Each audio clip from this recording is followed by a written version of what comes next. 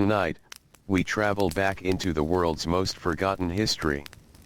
Close your eyes for a little while, and allow the busy thoughts of the day to become lighter. There is no hurry here. There is only the slow passing of time beneath an ancient sky. The stars above the Nile shine quietly, just as they have for countless generations. A gentle breeze moves through the reeds along the riverbank. Somewhere in the distance, water touches the muddy shore with the softest sound. It is a world that asks for nothing except patience. Tonight's journey begins before the first light of morning, when the land is still resting beneath cool darkness. Most homes are silent. Clay ovens have not yet been warmed. The scent of fresh bread has not yet drifted through narrow village paths. Even the donkeys remain still, their ears barely moving as they sleep beside simple wooden fences. This is a peaceful hour. An hour known mostly to those whose work begins before everyone else wakes. Among those quiet workers is a man whose name has long disappeared from history. He is not a king. He is not a famous builder. No temple wall tells his story. No grand statue remembers his face. He is simply a messenger. His work is small enough to be forgotten by history, yet important enough that hundreds of ordinary lives quietly depend upon it. Long before roads stretched across great kingdoms, before organized postal systems, before written schedules and official routes, messages still needed to travel. Families waited for news. Scribes expected instructions. Builders needed reports. Farmers wished to send word to relatives living many bends of the river away. Someone had to carry those words. Someone walked the dusty paths between the quiet Nile villages. That someone was often a messenger like him. His home is made from sun-dried mud bricks, the same simple material used by nearly everyone around him. The walls are thick enough to keep some of yesterday's heat outside. The roof is flat and built from wooden beams covered with reeds and packed earth. Inside, everything is simple. A woven sleeping mat rests upon the floor.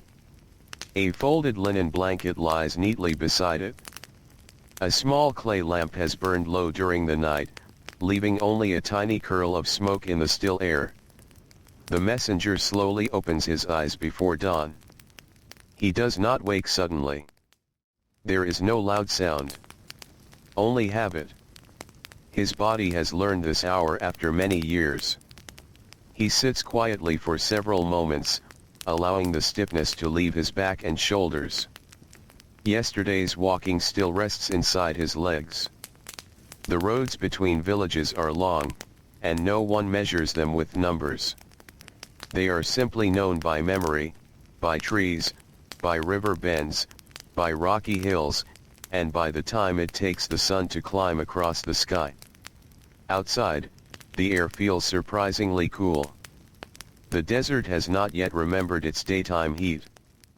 He steps carefully onto packed earth with worn leather sandals that have already survived many journeys.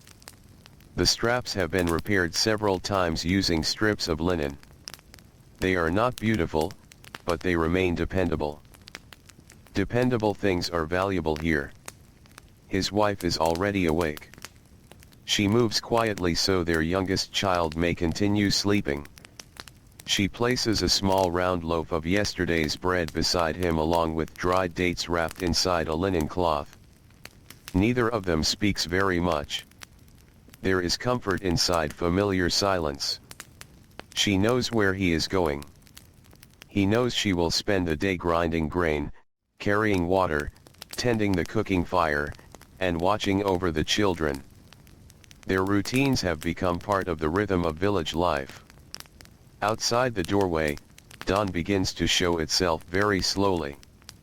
The eastern horizon changes from deep blue into pale gray. Birds hidden among papyrus reeds begin their first songs. A fisherman is already carrying rolled nets toward the river. Another family leads a sleepy goat from a small enclosure. Smoke rises gently from the first cooking fires. The village stretches awake little by little, like someone slowly opening tired eyes. The messenger walks toward a small building where several scribes have already gathered. Their workplace is modest compared to the grand offices inside royal cities. Still, it serves its purpose well. Papyrus scrolls rest inside woven baskets. Clay jars hold black and red ink. Bundles of sharpened reed pens wait beside smooth wooden writing boards. The oldest scribe rubs his hands together against the morning chill before sitting upon a low stool. He has copied documents for many years. His fingers bear tiny dark stains that never seem to disappear completely. The messenger bows his head respectfully. The scribe smiles with quiet recognition. No formal greeting is needed. They have shared hundreds of mornings together. The day's messages are not many. Most villages do not require constant communication. Life moves slowly here. Still, every message matters to someone. One scroll tells another village that extra grain should be delivered after the coming harvest. Another carries news that a family member has recovered from illness. One requests more woven baskets for storing dried fish. Another informs builders that additional limestone workers will arrive after several days. None of these messages will change history.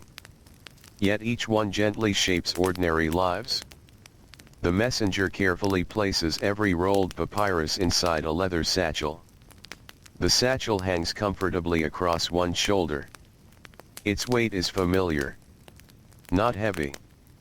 Not light. Just enough to remind him of today's purpose.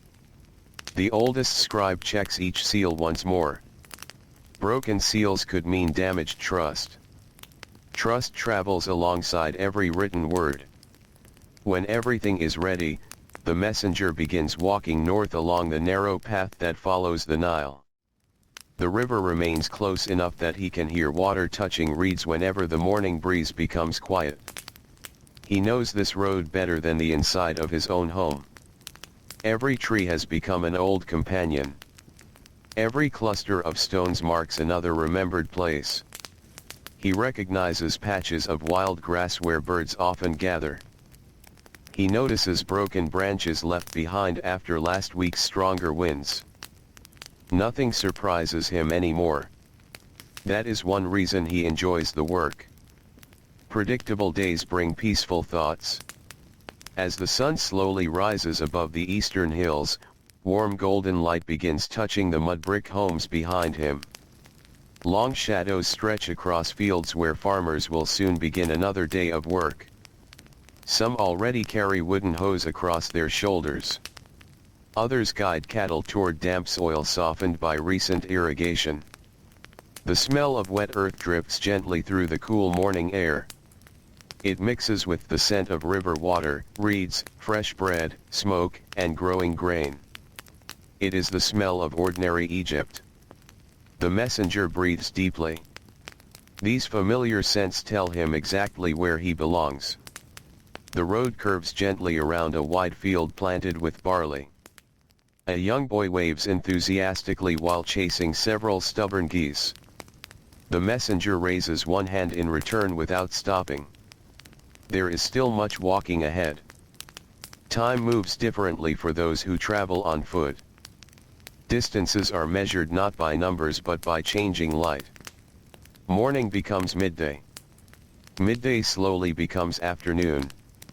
Each hour carries its own color across the land. The messenger watches these changes every single day. Sometimes clouds drift overhead, offering brief moments of welcome shade. Sometimes the sky remains perfectly clear from sunrise until darkness returns. Today promises heat. Even before mid-morning, he can already feel warmth growing beneath his sandals. Dust begins sticking lightly against his ankles. The road itself seems almost alive beneath sunlight. Far ahead, shimmering air dances above the earth. He continues at the same comfortable pace. There is no reason to hurry. Running would only steal tomorrow's strength. Steady walking allows him to travel farther. His breathing remains slow. His footsteps become almost musical. Sandal. Dust. Sandal. Dust. Again. Again. Again. The rhythm settles gently into his thoughts. Along the riverbank, fishermen pull small boats toward shallow water. Their nets glisten with tiny drops left behind by the night's cool air. Some greet the messenger with quiet nods. Others remain busy untangling rope or repairing woven netting. Everyone knows him. Not because he is important. Because he is familiar. Familiar faces become comforting in villages where generations spend entire lives beside the same river. One elderly fisherman offers him a small drink of cool water stored inside a clay jar. The messenger accepts gratefully. Water tastes especially fresh before the full heat of day arrives. The fisherman asks whether there is any news from villages farther south. The messenger smiles gently. There is always news, he says softly. But none that belongs to me. The fisherman laughs quietly. He understands. Messages belong first to those who receive them. The messenger protects that simple rule with great care. Secrets are carried, not shared. Trust again proves more valuable than speed. The path narrows as tall papyrus reeds grow thicker beside the water. Dragonflies drift lazily above quiet pools. Small frogs disappear beneath the surface whenever footsteps approach. The Nile continues flowing without hurry. It has carried boats, crops, fishermen, merchants, children, birds, and dreams for longer than anyone can remember. The messenger often feels that the river itself is another traveler. Unlike him, however, it never needs to stop and rest. Hours pass almost unnoticed. The sun climbs higher. Shadows become shorter. Heat settles gently across shoulders, arms, and back. He removes a folded linen cloth from his satchel and wraps it around his head to soften the burning sunlight. It helps a little. Not completely. Nothing truly defeats the Egyptian sun. People simply learn to live beneath it. Near midday he reaches a broad sycamore tree standing beside the road. Many travelers rest here. Its branches spread wide enough to cast welcome shade upon packed earth below. He sits quietly. Removes one loaf of bread. Eats slowly. Not because food is scarce today. Because slow eating makes small meals last longer. Nearby, another traveler arrives leading 2 donkeys loaded with woven baskets. The baskets carry onions, garlic, dried herbs, and several jars sealed with clay. The merchant lowers himself onto the ground with a grateful sigh. Neither man speaks immediately. Silence feels natural beneath the tree. Wind moves softly through leaves overhead. Somewhere nearby, insects hum gently. After several peaceful minutes, they exchange simple conversation. Nothing complicated. They speak of weather, road conditions, river levels, whether crops appear healthy this season. These subjects never grow old because they shape every ordinary life. Eventually both travelers stand once more. They nod politely. Then continue in opposite directions. The road grows quiet again. The messenger adjusts the leather strap across his shoulder and resumes his steady walk beside the endless river, where another village waits beyond the next gentle bend, still resting beneath the warm afternoon sun. The afternoon settles gently across the valley, wrapping the fields, the river, and the quiet villages beneath a blanket of warm light. The messenger continues along the familiar path without changing his pace. His footsteps remain slow and even, never hurried, never careless. The leather satchel rests comfortably against his side, moving softly with each step as though it, too, has learned the rhythm of the journey. The sun now stands high above the Nile, and its light falls almost straight down upon the earth. The air becomes still. Even the birds seem quieter during these hottest hours. Farmers know this feeling well. Builders know it even better. The entire land seems to breathe more slowly beneath the heavy afternoon heat. The messenger lifts his eyes toward the broad river. The Nile glows like polished bronze beneath the sunlight. Small fishing boats drift quietly along the current. Their square linen sails hang almost without movement, waiting for a stronger breeze that may not arrive until evening. Oars dip gently into the water. Ripples spread outward in slow circles before disappearing once again into the endless flow. He has watched this same river since childhood. It has never looked exactly the same twice. Morning gives it silver. Noon gives it gold. Evening gives it deep blue shadows. Night covers it with stars. Each hour changes the water without changing the river itself. Along the bank, a young woman kneels beside smooth stones washing linen garments. She works patiently, dipping the cloth into cool water before rubbing it carefully against the flat rock. Nearby, two little children splash their feet in the shallows while their grandmother watches from beneath a date palm. The grandmother notices the messenger. She offers a gentle smile. He returns it with a respectful nod before continuing onward. Small greetings like these are common along the river. Many people know one another only by passing faces, yet those familiar faces become part of everyday life. One may never learn another person's name, but seeing them again and again over many seasons brings quiet comfort. The road rises slightly above the riverbank, passing through fields divided by narrow irrigation channels. Water flows steadily between them, guided by careful hands and many years of experience. Several farmers stand ankle-deep in soft earth. Their linen clothing clings lightly to their backs with sweat. One man presses a wooden hoe into the soil while another scatters seed from a woven basket hanging across his shoulder. No one works quickly. There is no need. The land rewards steady effort more than hurried movement. The messenger pauses beside one field where an older farmer is resting beneath a simple shelter made from reeds. The farmer pours cool water from a clay jar into a small cup. Without speaking, he offers it to the traveler. The messenger accepts with gratitude. The water carries a faint taste of clay from the jar, mixed with the sweetness that only cool river water can offer after a long walk beneath the sun. For several moments they simply sit together in silence.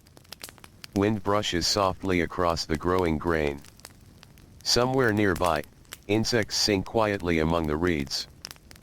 The farmer eventually asks whether the southern villages received enough flood water this season.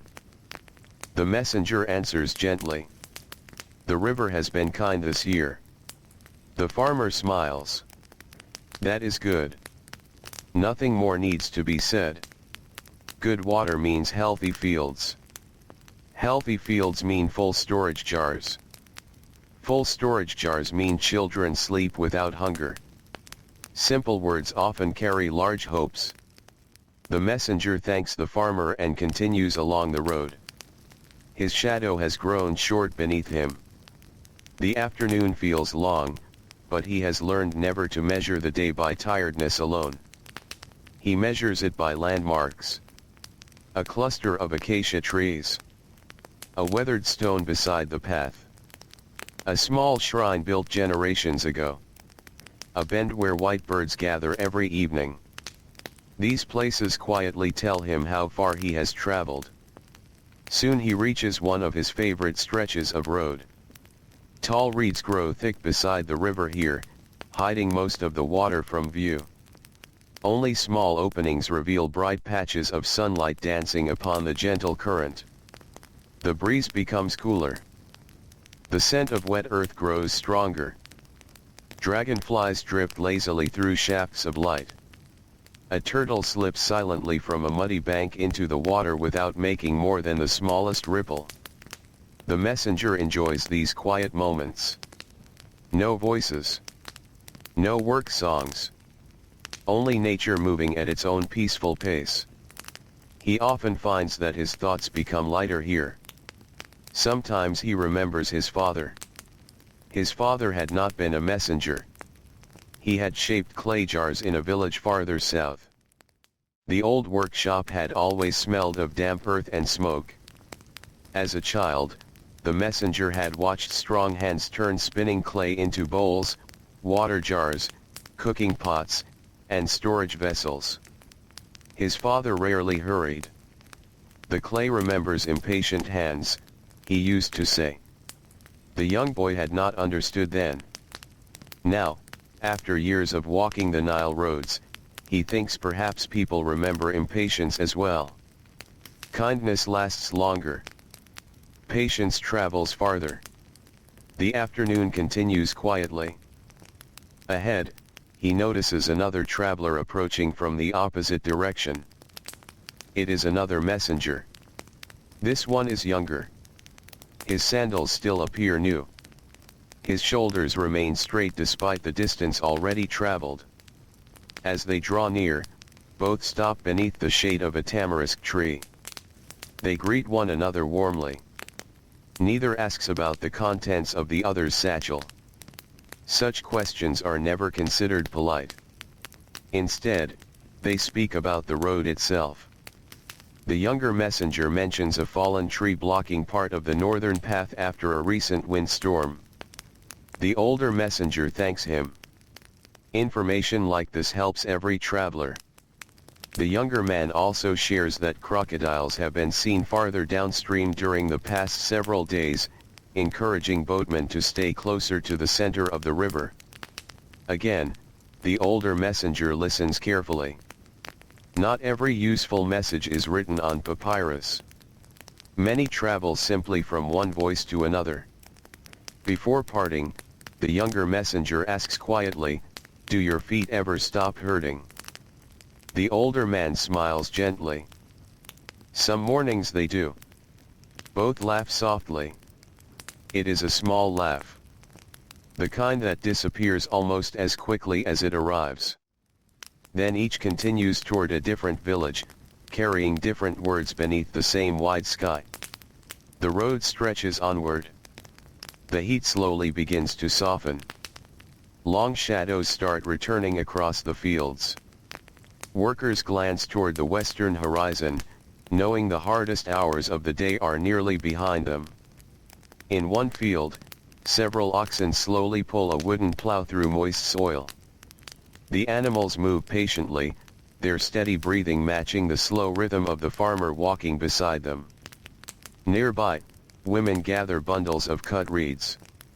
Children help by tying the stems together with strips of plant fiber. Everyone has a task. Even the youngest learn through watching. The messenger arrives at a small canal where a wooden footbridge crosses shallow water. He pauses halfway across.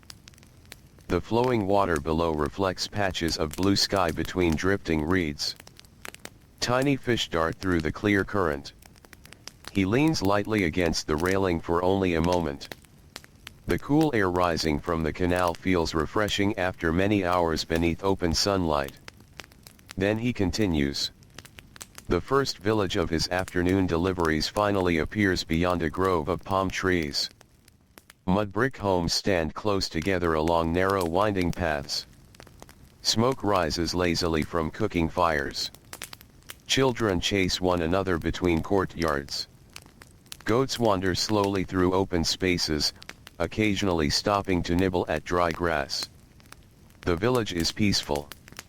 Busy, but peaceful. Several villagers recognize the messenger almost immediately. One points toward the small building where the local scribe works. He thanks them and walks through the shaded lanes. The ground beneath his sandals is firm from many years of footsteps. Walls on either side hold the warmth of the day's sun.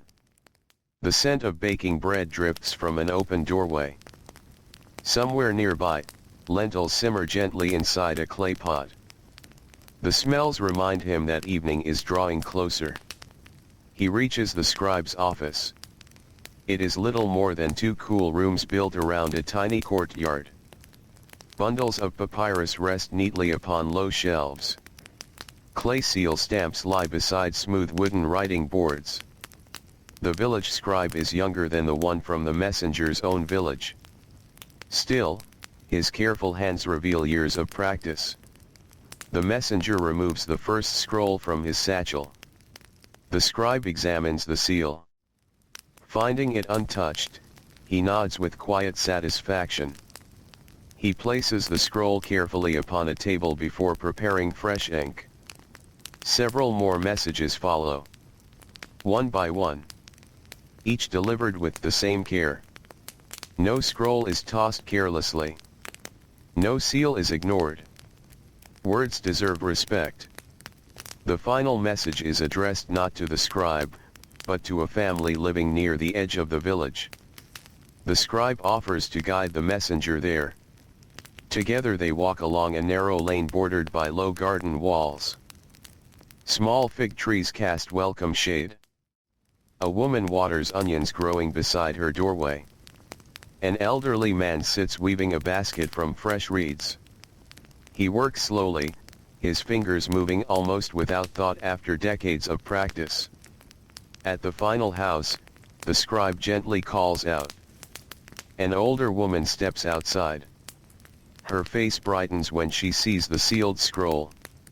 She thanks both men quietly before carrying it inside with careful hands.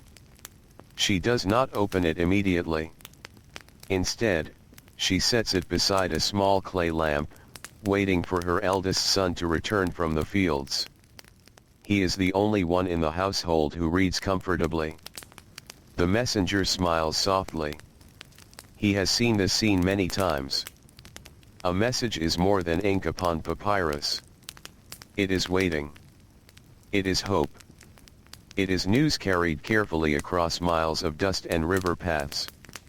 As he leaves the house, evening begins painting the village with softer colors. The fierce brightness of afternoon gives way to warm golden light. Long shadows stretch across the narrow streets. The day's heat slowly escapes into the open sky. Families begin preparing the evening meal. The smell of fresh bread grows richer. Clay ovens glow gently. Laughter from children becomes quieter as tiredness settles over the village. The messenger knows he still has another village to reach before darkness fully arrives. He adjusts the strap of his satchel once more. There are fewer scrolls inside now. Each delivery has made the burden lighter, though his legs feel heavier than they did at sunrise. He steps back onto the dusty road beside the Nile, where the river now reflects the first gentle colors of sunset, and he continues his quiet journey beneath the slowly cooling Egyptian sky. The evening light grows softer with every step. The messenger leaves the last cluster of mudbrick homes behind him, and the sounds of village life slowly become quieter. Children's voices fade into the distance. The gentle tapping of stone grinders becomes harder to hear. Even the goats and donkeys seem calmer as the heat finally begins to loosen its hold on the land. The Nile remains beside him, flowing as it always has, never asking to be noticed, yet never truly leaving anyone alone. A breeze arrives from the water. It carries the cool scent of damp reeds and fresh river mud. The messenger pauses for a moment. Not because he is tired enough to stop. Simply because this is one of his favorite hours of the day. Morning belongs to work. Midday belongs to endurance. But evening belongs to quiet thoughts. The sky above the western desert begins changing its colors very slowly. Bright gold becomes warm amber. Amber deepens into soft orange. Thin clouds, barely visible all day, catch the fading sunlight and glow gently before becoming pale once again. The messenger has watched this evening sky thousands of times. It has become one of the oldest companions in his life. There is comfort in seeing something that never seems to hurry. He resumes walking. The path follows a narrow stretch where the river bends gently toward the east.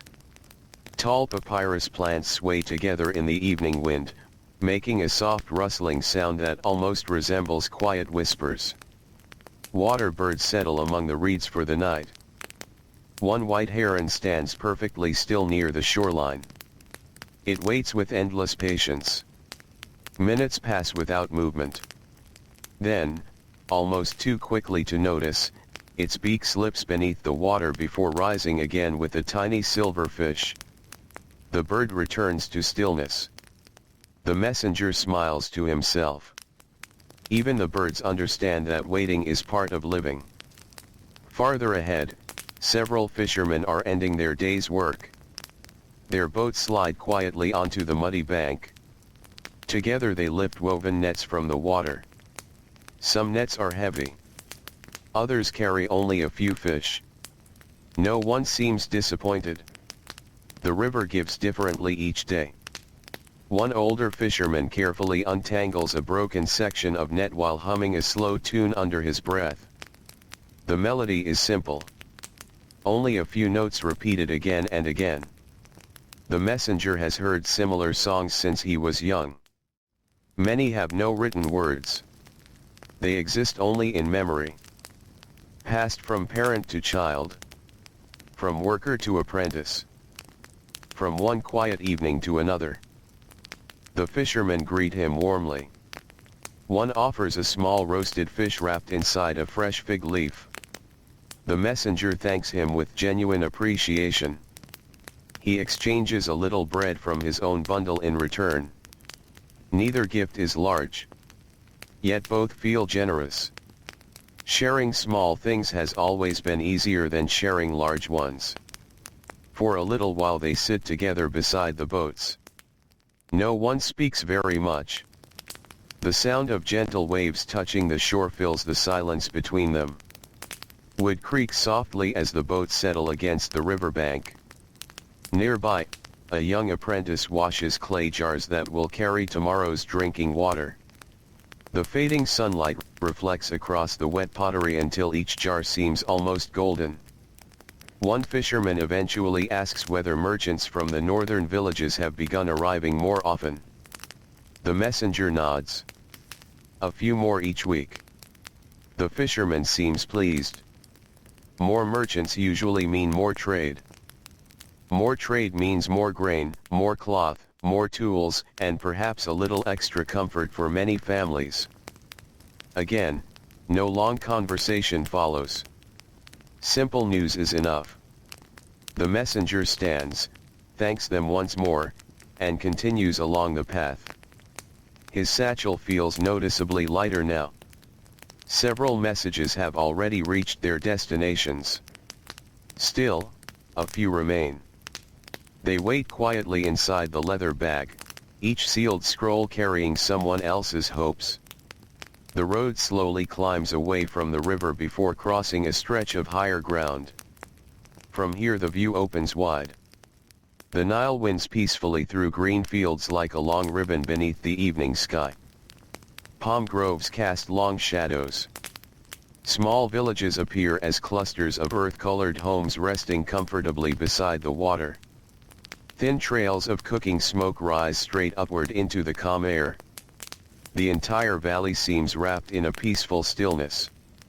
The messenger stops once more. He drinks the last of his water. The clay cup leaves a faint earthy taste upon his lips. Tomorrow he will refill it again. Like almost everything in his life, the routine repeats itself day after day. Some might imagine such repetition becoming dull. He has never thought so. The road changes with every season. Children grow taller. Palm trees produce fruit. Floodwaters rise and fall. Old faces disappear. New ones appear. Even familiar places quietly become different over many years. Nothing remains exactly the same. The sun lowers until it nearly touches the western horizon. Workers begin returning home from distant fields. Groups of men carry wooden tools across tired shoulders. Women balance woven baskets filled with vegetables or grain. Children walk beside their parents, dusty from a day spent outdoors. A donkey plods slowly along the path carrying bundles of freshly cut reeds. Its owner walks patiently beside it without pulling the rope. Neither seems eager to hurry home. The evening is too peaceful for rushing. The messenger passes a small roadside shrine built from rough stone many generations earlier. Fresh flowers have been placed there sometime during the afternoon. Someone has also left a tiny loaf of bread. Perhaps it is an offering. Perhaps simply an act of gratitude. He lowers his head respectfully while passing. The road soon narrows again between fields of flax. Their pale blue flowers have mostly closed for the evening. A cool breeze brushes across them, carrying a faint sweet fragrance through the fading light. Crickets begin their nightly songs. Their gentle rhythm slowly replaces the sounds of daytime labor. The messenger notices the first evening star appearing above the eastern sky. Soon many more will follow. He has often used these stars to guide late journeys. They have become silent companions above every road. Ahead, the final village of the day slowly comes into view. It is smaller than the others. Only a handful of homes surround a modest grain store and a tiny scribal office. Most families here make their living from farming and fishing. Life follows the river closely. The messenger arrives just as clay lamps begin appearing inside doorways. Their warm light flickers gently against mudbrick walls. The smell of lentil stew, onions, roasted fish, and fresh bread fills the evening air. Children sit beside grandparents listening to quiet stories while waiting for supper. Dogs stretch lazily beside the cooking fires. Some chickens have already settled onto wooden perches for the night. The entire village seems to breathe more slowly. The local scribe welcomes the messenger with familiar kindness. He is an older man with silver beginning to show in his short beard. His hands remain steady despite his years. Together they examine each remaining seal before opening the satchel. Only 3 scrolls remain. One concerns grain storage. Another requests additional linen from a neighboring settlement. The final message is addressed to a potter whose daughter recently married into another village. The scribe smiles gently. I believe he has been waiting for this. They walk together toward the potter's workshop. Even before reaching it, they hear the steady turning of a pottery wheel. The potter has continued working into the evening while the day's heat slowly faded. Inside the workshop, rows of unfinished jars stand drying upon wooden shelves. Some are no larger than a child's hands. Others are tall enough to store many weeks of grain. The air smells of damp clay, ash, and warm earth. The potter wipes his hands upon a linen cloth before accepting the scroll. His weathered fingers hesitate for just a moment. There is a quiet smile in his eyes. He thanks the messenger warmly. Since he cannot read himself, he asks the scribe to read the message aloud. The scribe carefully breaks the seal. His voice remains gentle. The letter is simple. His daughter writes that she and her husband are healthy. Their first harvest together has been successful. She sends greetings to her parents and younger brothers. She hopes to visit after the coming season if the roads remain good. Nothing extraordinary. Nothing that history books would ever record. Yet the old potter closes his eyes with quiet relief. The lines upon his face soften. His wife presses one hand gently against her heart. For many days they had wondered. Now they know. Their daughter is safe. The messenger quietly looks away, allowing the family their private happiness. Moments like these remind him why he walks. He does not carry only words. He carries peace of mind. Sometimes joy. Sometimes sorrow. Often simple reassurance. When the reading is finished, the potter insists that the messenger share the evening meal. A low woven mat is placed upon the floor. Warm bread is broken by hand. A bowl of lentils is passed around. Roasted onions, soft cheese, fresh cucumbers, and small pieces of river fish complete the meal. Conversation flows gently. No one raises their voice. The family asks about villages farther south. The messenger describes healthy barley fields, busy fishermen, and children playing beside irrigation canals. He tells them of an elderly basket maker still weaving with remarkable skill despite his age. He speaks of calm weather and steady river levels. Every story is small. Together they paint a quiet picture of life along the Nile. Outside, darkness settles fully across the land. The stars multiply until the heavens seem filled with countless tiny lights. The moon rises slowly above the eastern horizon, spreading a pale silver path across the peaceful river.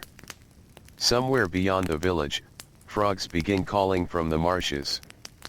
Palm leaves rustle softly in the cooling breeze. The messenger knows he will spend the night here before beginning another journey at first light. Tomorrow, new messages will be written. Fresh seals will be pressed into warm clay. Another satchel will grow heavy. Another road will unfold beneath his worn sandals. But for now, there is only the quiet comfort of a full stomach, the gentle glow of clay lamps, and the deep stillness of an ancient Egyptian night settling peacefully over the villages that rest beside the endlessly flowing Nile. The village settles into the quiet rhythm of night with the same gentle certainty that the Nile continues its journey toward the distant sea. The messenger steps outside the potter's home after the evening meal. Behind him, warm lamplight spills softly through the doorway before the woven reed curtain is lowered once again. Inside, the family continues speaking in calm voices. Their laughter is low and unhurried, rising only for a moment before blending back into the peaceful sounds of the evening. Outside, the air feels wonderfully different from the heat of the afternoon. The ground is still warm beneath his sandals, holding the memory of the sun, yet a cool breeze now travels over the river. It carries the scent of wet reeds, river mud, and distant fields that have finished another day beneath the Egyptian sky. The messenger walks slowly through the narrow village paths. There is nowhere he must be. No message remains to deliver tonight. For the first time since dawn, the weight of responsibility has left his shoulder. His satchel hangs almost empty. Without its familiar burden, he notices how light his body feels, even though his legs ache from the long miles behind him. Many homes remain awake. Not because people are busy working. Because evening is often the only time families truly belong to one another. Throughout the day, everyone has different tasks. Some labor in fields. Some shape stone. Some fish upon the river. Others bake, weave, grind grain, carry water, tend animals, or write records inside cool rooms shaded from the sun. Only after darkness arrives do many families gather beneath one roof again. From one doorway comes the steady sound of a hand mill turning. A young woman grinds enough grain for tomorrow morning's bread. Her daughter sits beside her, watching every movement. The child is still too small to help very much, yet she studies carefully. One day those same hands will perform the same quiet work. Knowledge passes gently from one generation to another. No lessons are written. They are simply lived. Farther along the lane, an old man repairs a pair of worn sandals beneath the light of a small clay lamp. The leather straps have broken many times. Each repair tells part of their history. He threads fresh strips through tiny holes worn smooth by years of walking. His fingers move slowly but confidently.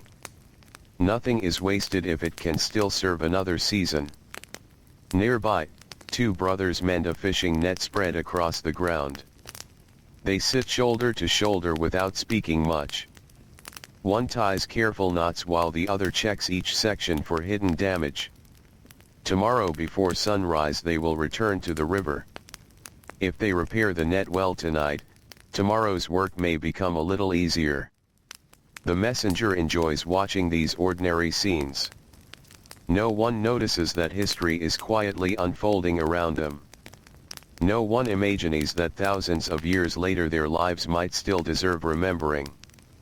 Yet there is beauty inside simple routines. The quiet care placed into everyday work says much about the people themselves. A soft bell tied around the neck of a wandering goat rings gently somewhere beyond the houses. Its slow steps echo faintly through the sleeping village. Above, countless stars spread across the sky with remarkable clarity. Without the bright lights of later ages, the heavens seem endless. The messenger has spent many nights beneath these stars. Sometimes sleeping beside the road. Sometimes inside small guest rooms. Sometimes beneath boats pulled safely onto the riverbank. He has learned many of the familiar patterns above him. They change with the seasons just as the flood waters do. Travelers often depend upon them. The stars ask for nothing. They simply remain faithful. He reaches the edge of the village where the riverbank opens beneath a stand of date palms. Several boats have already been tied securely for the night. Their wooden hulls rock almost invisibly against the gentle current. A young boat builder remains awake, rubbing smooth oil into a newly carved oar. He works carefully, following the grain of the wood with a small piece of linen cloth. The messenger greets him quietly. The young man smiles. "My father says you passed through here when I was still a child." The messenger nods.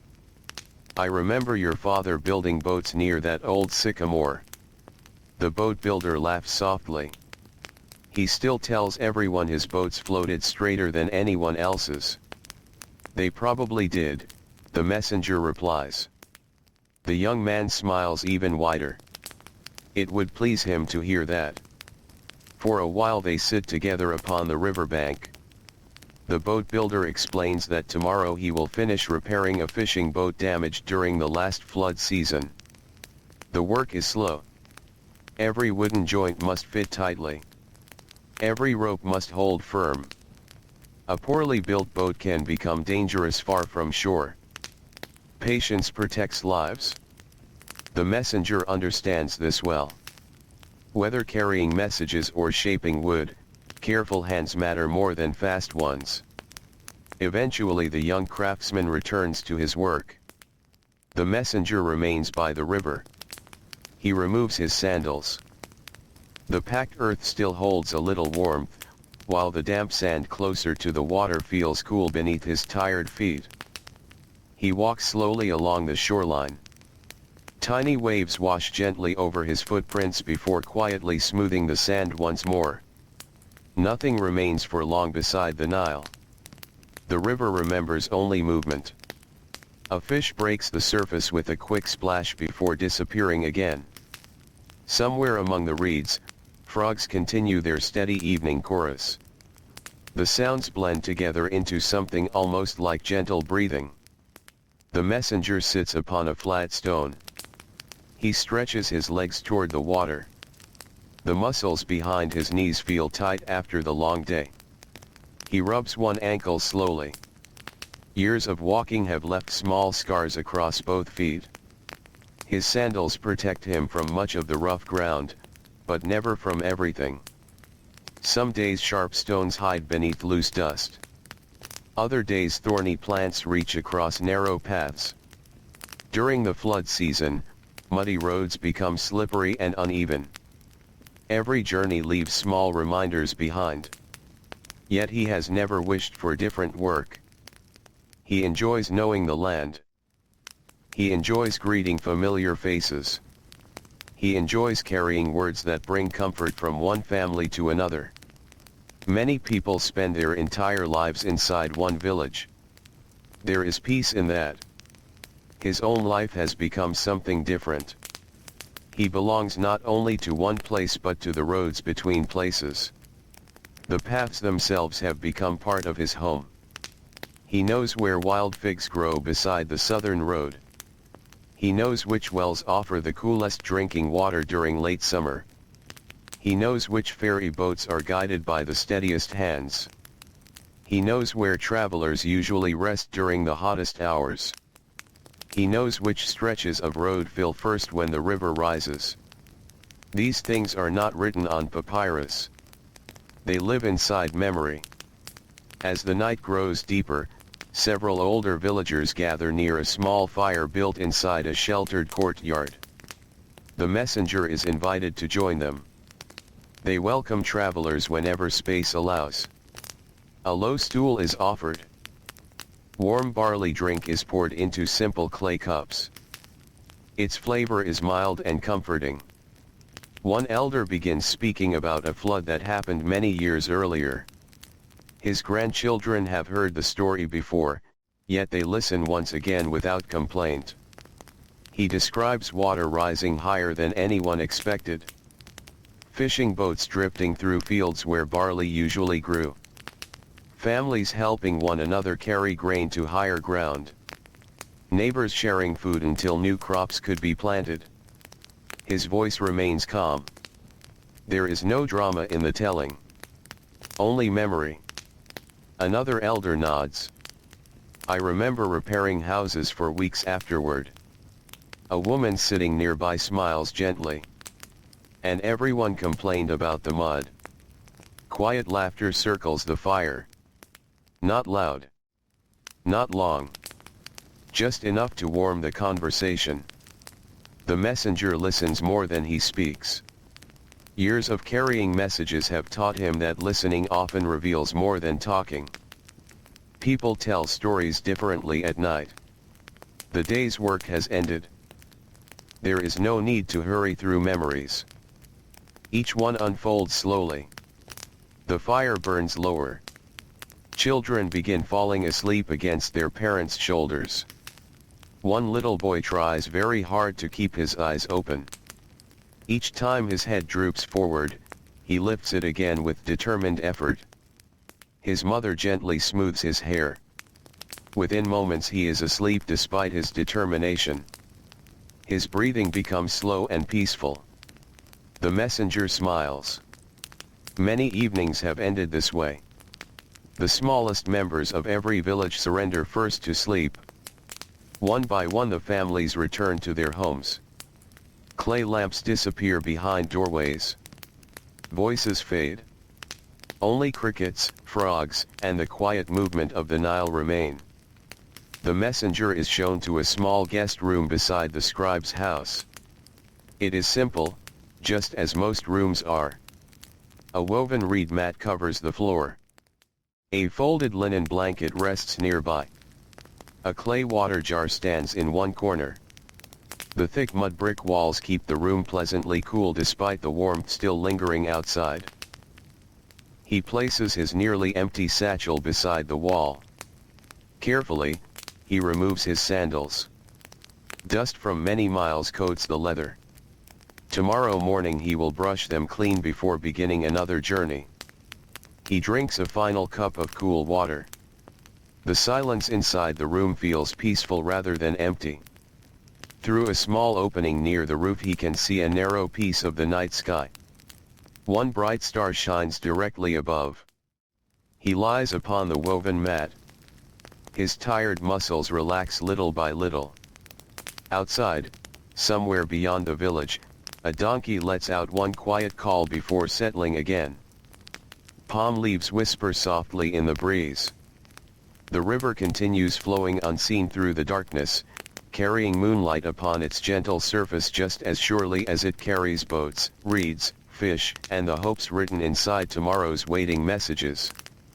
Before sleep finally arrives, the messenger thinks briefly of the road ahead. At dawn, another scribe will warm fresh ink. New papyrus scrolls will be rolled and sealed. Another family will wait for news. Another farmer will ask about distant harvests. Another child will wave from beside the fields. And as the first pale light touches the eastern horizon, he will once again step quietly onto the familiar path beside the timeless Nile, where every journey begins not with urgency, but with patience, steady footsteps, and the comforting promise of another peaceful day. The deepest hours of the night pass so quietly that they seem to leave no mark upon the world. The village sleeps beneath a sky crowded with stars. Clay lamps have long since gone dark. Cooking fires have faded into soft beds of glowing ash. Even the dogs resting beside doorways have curled into silence, disturbed only now and then by a gentle twitch of an ear as they dream. The messenger sleeps soundly upon his woven reed mat. His breathing is slow. His hands, roughened by years of walking beneath the Egyptian sun, rest peacefully across the folded linen blanket. Outside, the Nile continues its endless journey through the darkness. Its quiet waters do not sleep. They move with the same patient rhythm that they carried yesterday, and the same rhythm they will carry tomorrow. A faint mist begins to gather over parts of the river just before dawn. It is delicate, so light that it almost disappears whenever the breeze passes through the reeds. The stars slowly lose their brightness. Not all at once. One by one they fade into the growing light beyond the eastern horizon. Long before the first rays of the sun appear, the village begins to stir. A rooster announces the coming morning with a confident call. Another answers from farther away. Soon a third joins them.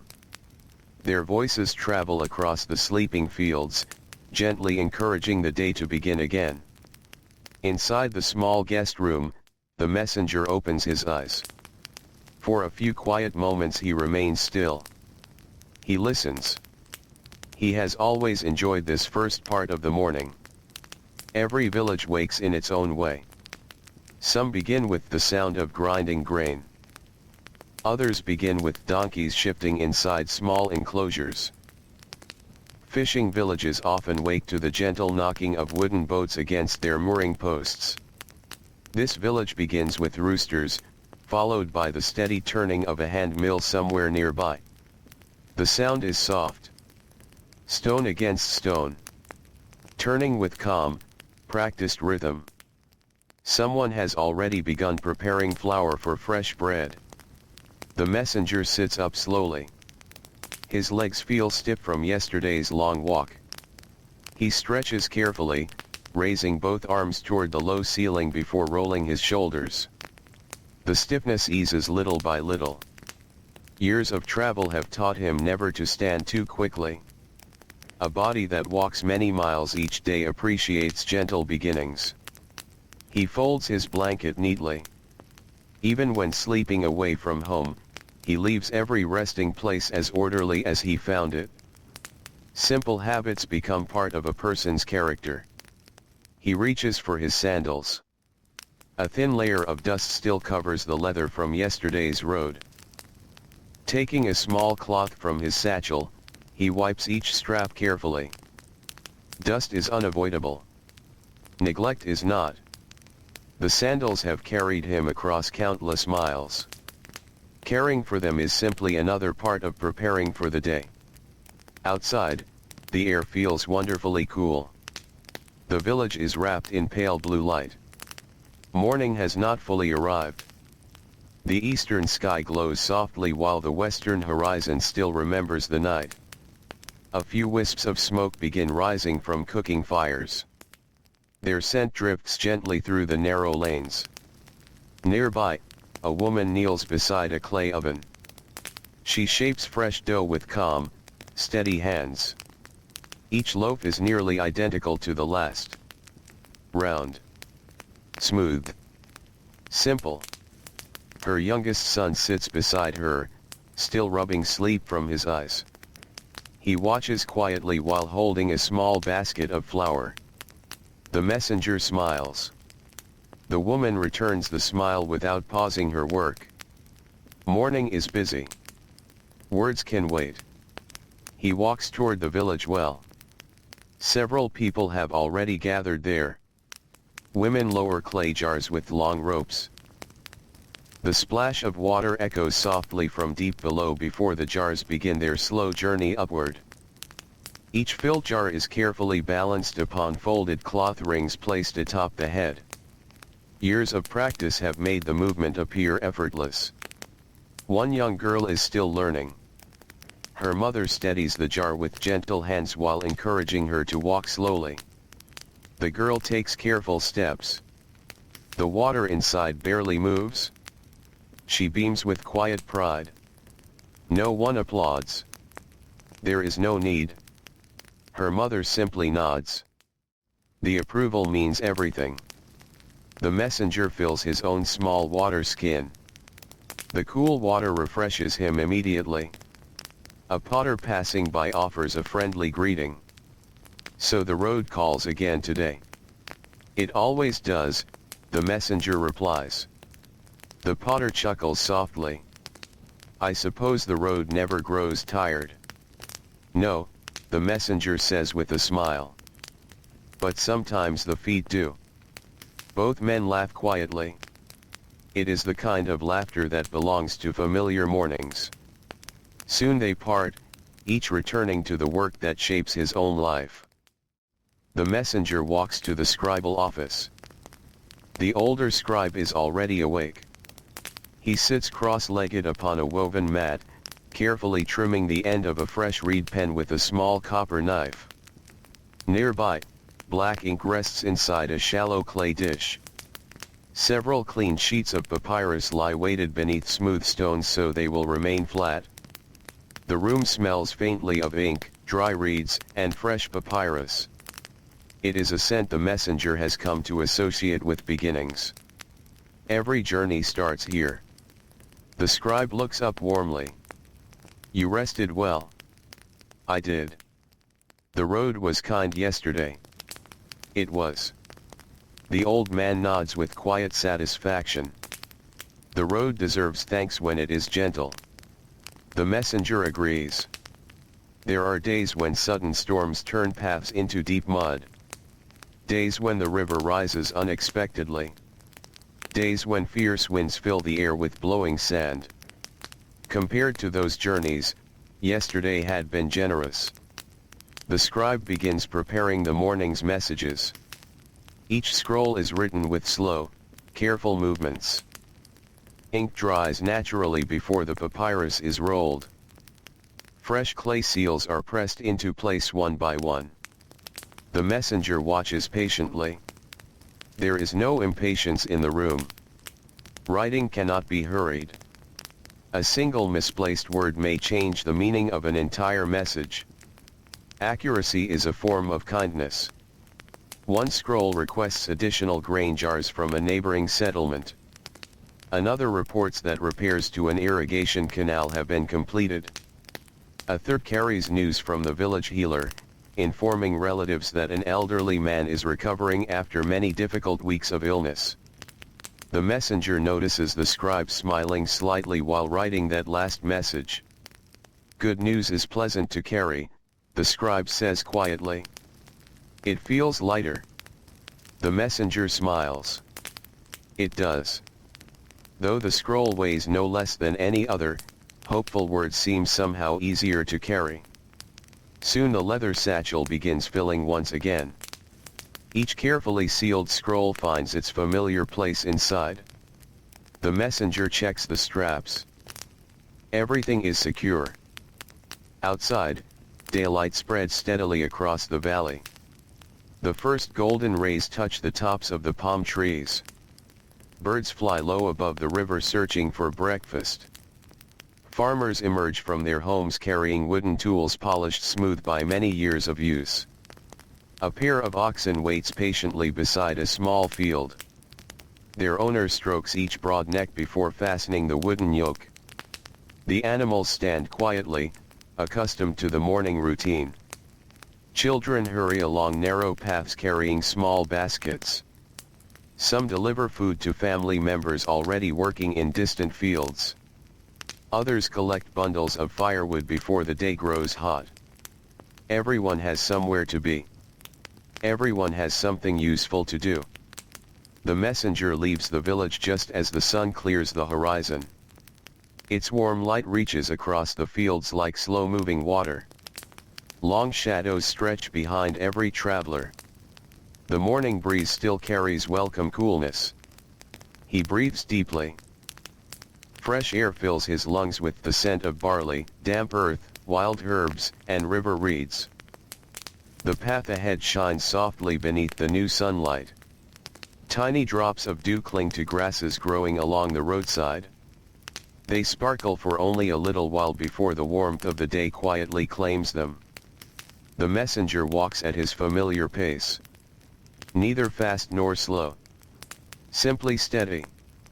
His footsteps soon find yesterday's rhythm once again. Sandal. Dust. Sandal. Dust. The sound blends naturally with birdsong and the distant splash of fishermen pushing their boats into the Nile. As he rounds the first bend beyond the village, he notices an elderly shepherd guiding a small flock of sheep toward fresh grazing land. The shepherd leans comfortably upon a long wooden staff polished smooth by years of use. His beard is white now, though his eyes remain bright. The sheep move in no particular hurry, stopping often to nibble at patches of green growing beside the path. The messenger greets the old man. The shepherd smiles with the easy warmth of someone who has spent a lifetime outdoors. We meet again. We do. You carried messages through here when my sons were boys. I remember them helping gather stray lambs. The shepherd chuckles. They have children of their own now. The messenger nods thoughtfully. Time passes quietly along the Nile. Children become parents. Parents become grandparents. The river watches every generation come and go without changing its patient course. For a little while they walk together. Neither man feels the need to fill every silence. The sheep provide enough sound with their soft bleating and gentle footsteps through the grass. The breeze moves through nearby date palms, making their long leaves whisper high above the road. After a time, the shepherd points toward the eastern fields. The wheat looks healthy. It does. If the river remains generous, the harvest should be good.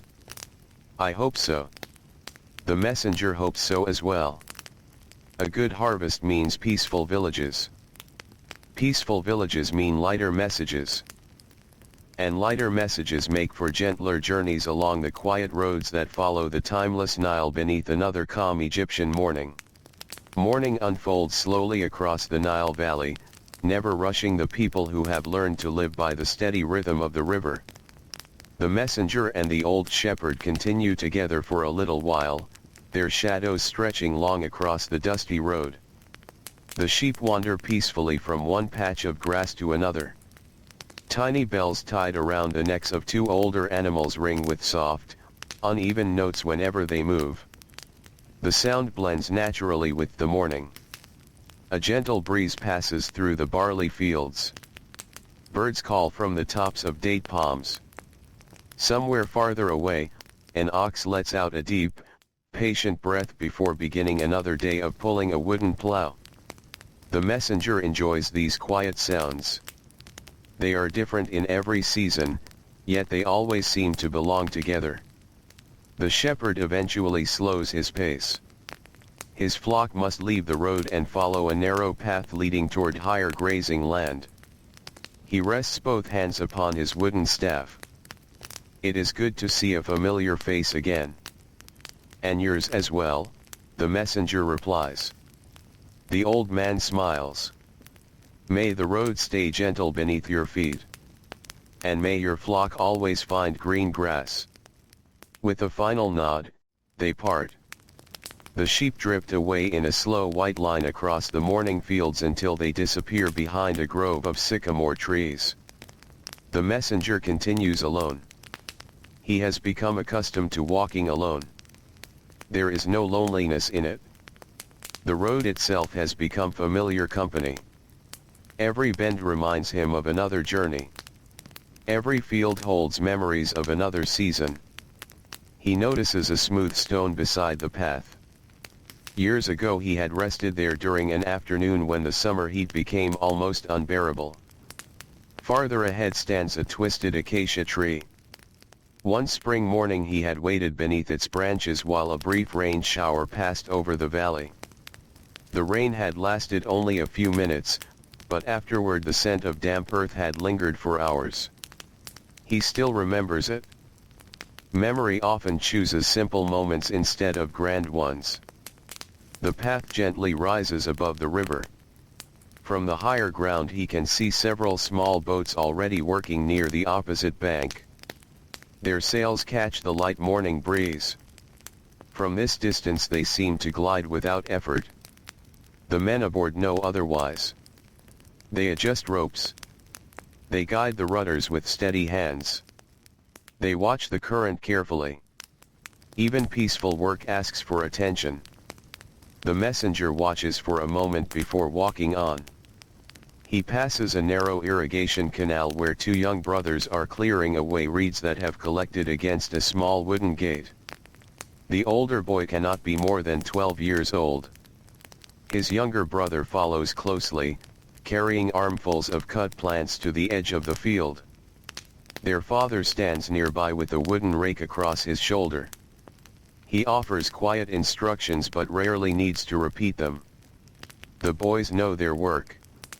One day they will teach their own children these same careful tasks. The messenger pauses at the canal. The father greets him warmly. "Would you care for a drink before the sun grows stronger?" The messenger accepts. The man lowers a clay jar into the shaded canal where the water remains cool. He fills a small cup and hands it over. The water tastes fresh, carrying only the faintest hint of the clay vessel. They stand together in comfortable silence. The brothers continue their work without interruption. The father eventually speaks. "My oldest daughter was married last flood season." The messenger nods. "I believe I carried the invitation." "You did." The man smiles. "Now she writes to us every month." The messenger smiles in return. "Then someone has good reason to keep walking these roads." The father laughs softly. "You do indeed." For a moment neither man says anything more. Sometimes a simple truth needs no further words. The messenger thanks him and resumes his journey. The sun has climbed a little higher now. The coolness of early morning begins to fade. The warmth is still pleasant, but it quietly promises a hotter afternoon ahead. A pair of white ibises circle above the marshes before landing among the reeds. Tiny insects dance in shafts of sunlight. A dragonfly hovers above the still water of a shallow pool, its wings catching flashes of gold whenever it turns. The messenger notices these small details almost without thinking. Years upon the road have taught him to observe gently. Not every beautiful thing asks to be admired for long. Some simply accompany a traveler for a few quiet moments before disappearing again. As the morning continues, he reaches a place where several roads meet beside an enormous sycamore fig tree.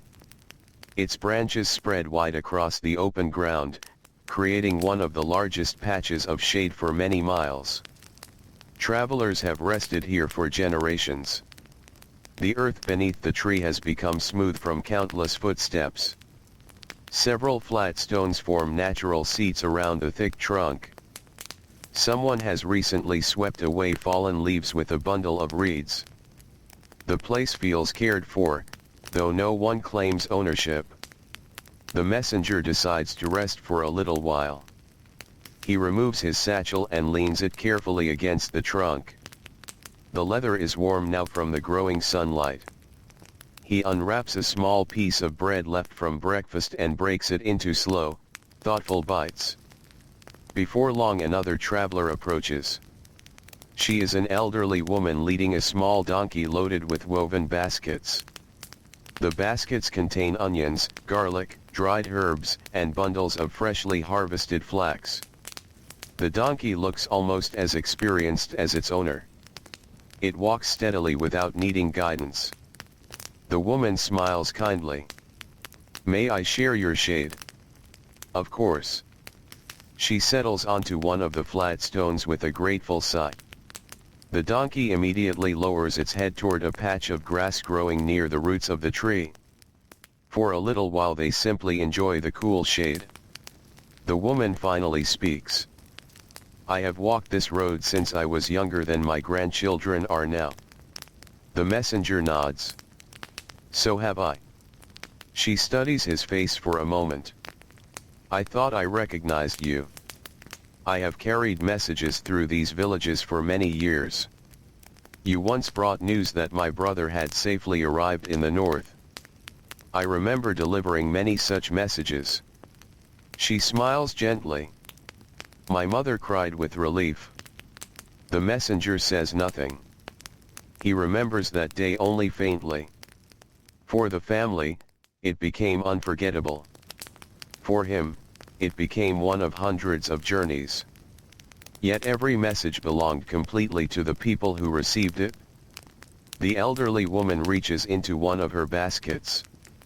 She offers him 2 dried figs. He accepts with quiet thanks. In return, he shares the last of his bread. Simple exchanges like this happen often upon the roads. Travelers understand one another. Everyone knows what it feels like to grow thirsty beneath the afternoon sun. Everyone knows the comfort of unexpected kindness. Soon they continue in different directions. The woman heads west toward a nearby farming settlement. The messenger follows the river north once more. The day grows brighter. Workers fill the fields. Songs drift softly across the valley as groups of laborers harvest flax together. Their voices rise and fall with the steady rhythm of their work. The melodies are simple. The words speak of seasons, rivers, family, and harvests. Nothing grand. Nothing complicated. Only the ordinary blessings people hope will continue another year. The messenger slows his pace for a moment to listen. The songs remind him of his own childhood. His mother often sang while grinding grain. His father hummed quietly while shaping clay upon the pottery wheel. Neither considered themselves singers. The music simply helped the work feel lighter. As he walks on, he notices a young boy sitting beside the road beneath a small palm tree. The child cannot be more than 8 years old. Beside him rests a bundle wrapped in linen. The boy looks toward the path every few moments before returning his gaze to the fields. The messenger approaches gently. "Are you waiting for someone?" "My father." "Where is he working?" The boy points toward distant barley fields. "I'm bringing his midday meal." The messenger smiles. "Then you are doing important work." The boy nods proudly. "My mother says he works better if he remembers to eat." "I think she is very wise." The boy grins. For another minute they watch the wind ripple across the grain together. Then the child suddenly waves excitedly. Far across the field, a farmer has lifted one arm in return. The father has finally seen him. The boy gathers the linen bundle, thanks the messenger for speaking with him, and hurries carefully along the narrow path between the barley rows. The messenger watches him go until he disappears among the tall stalks. He cannot help smiling. Not every important journey is long.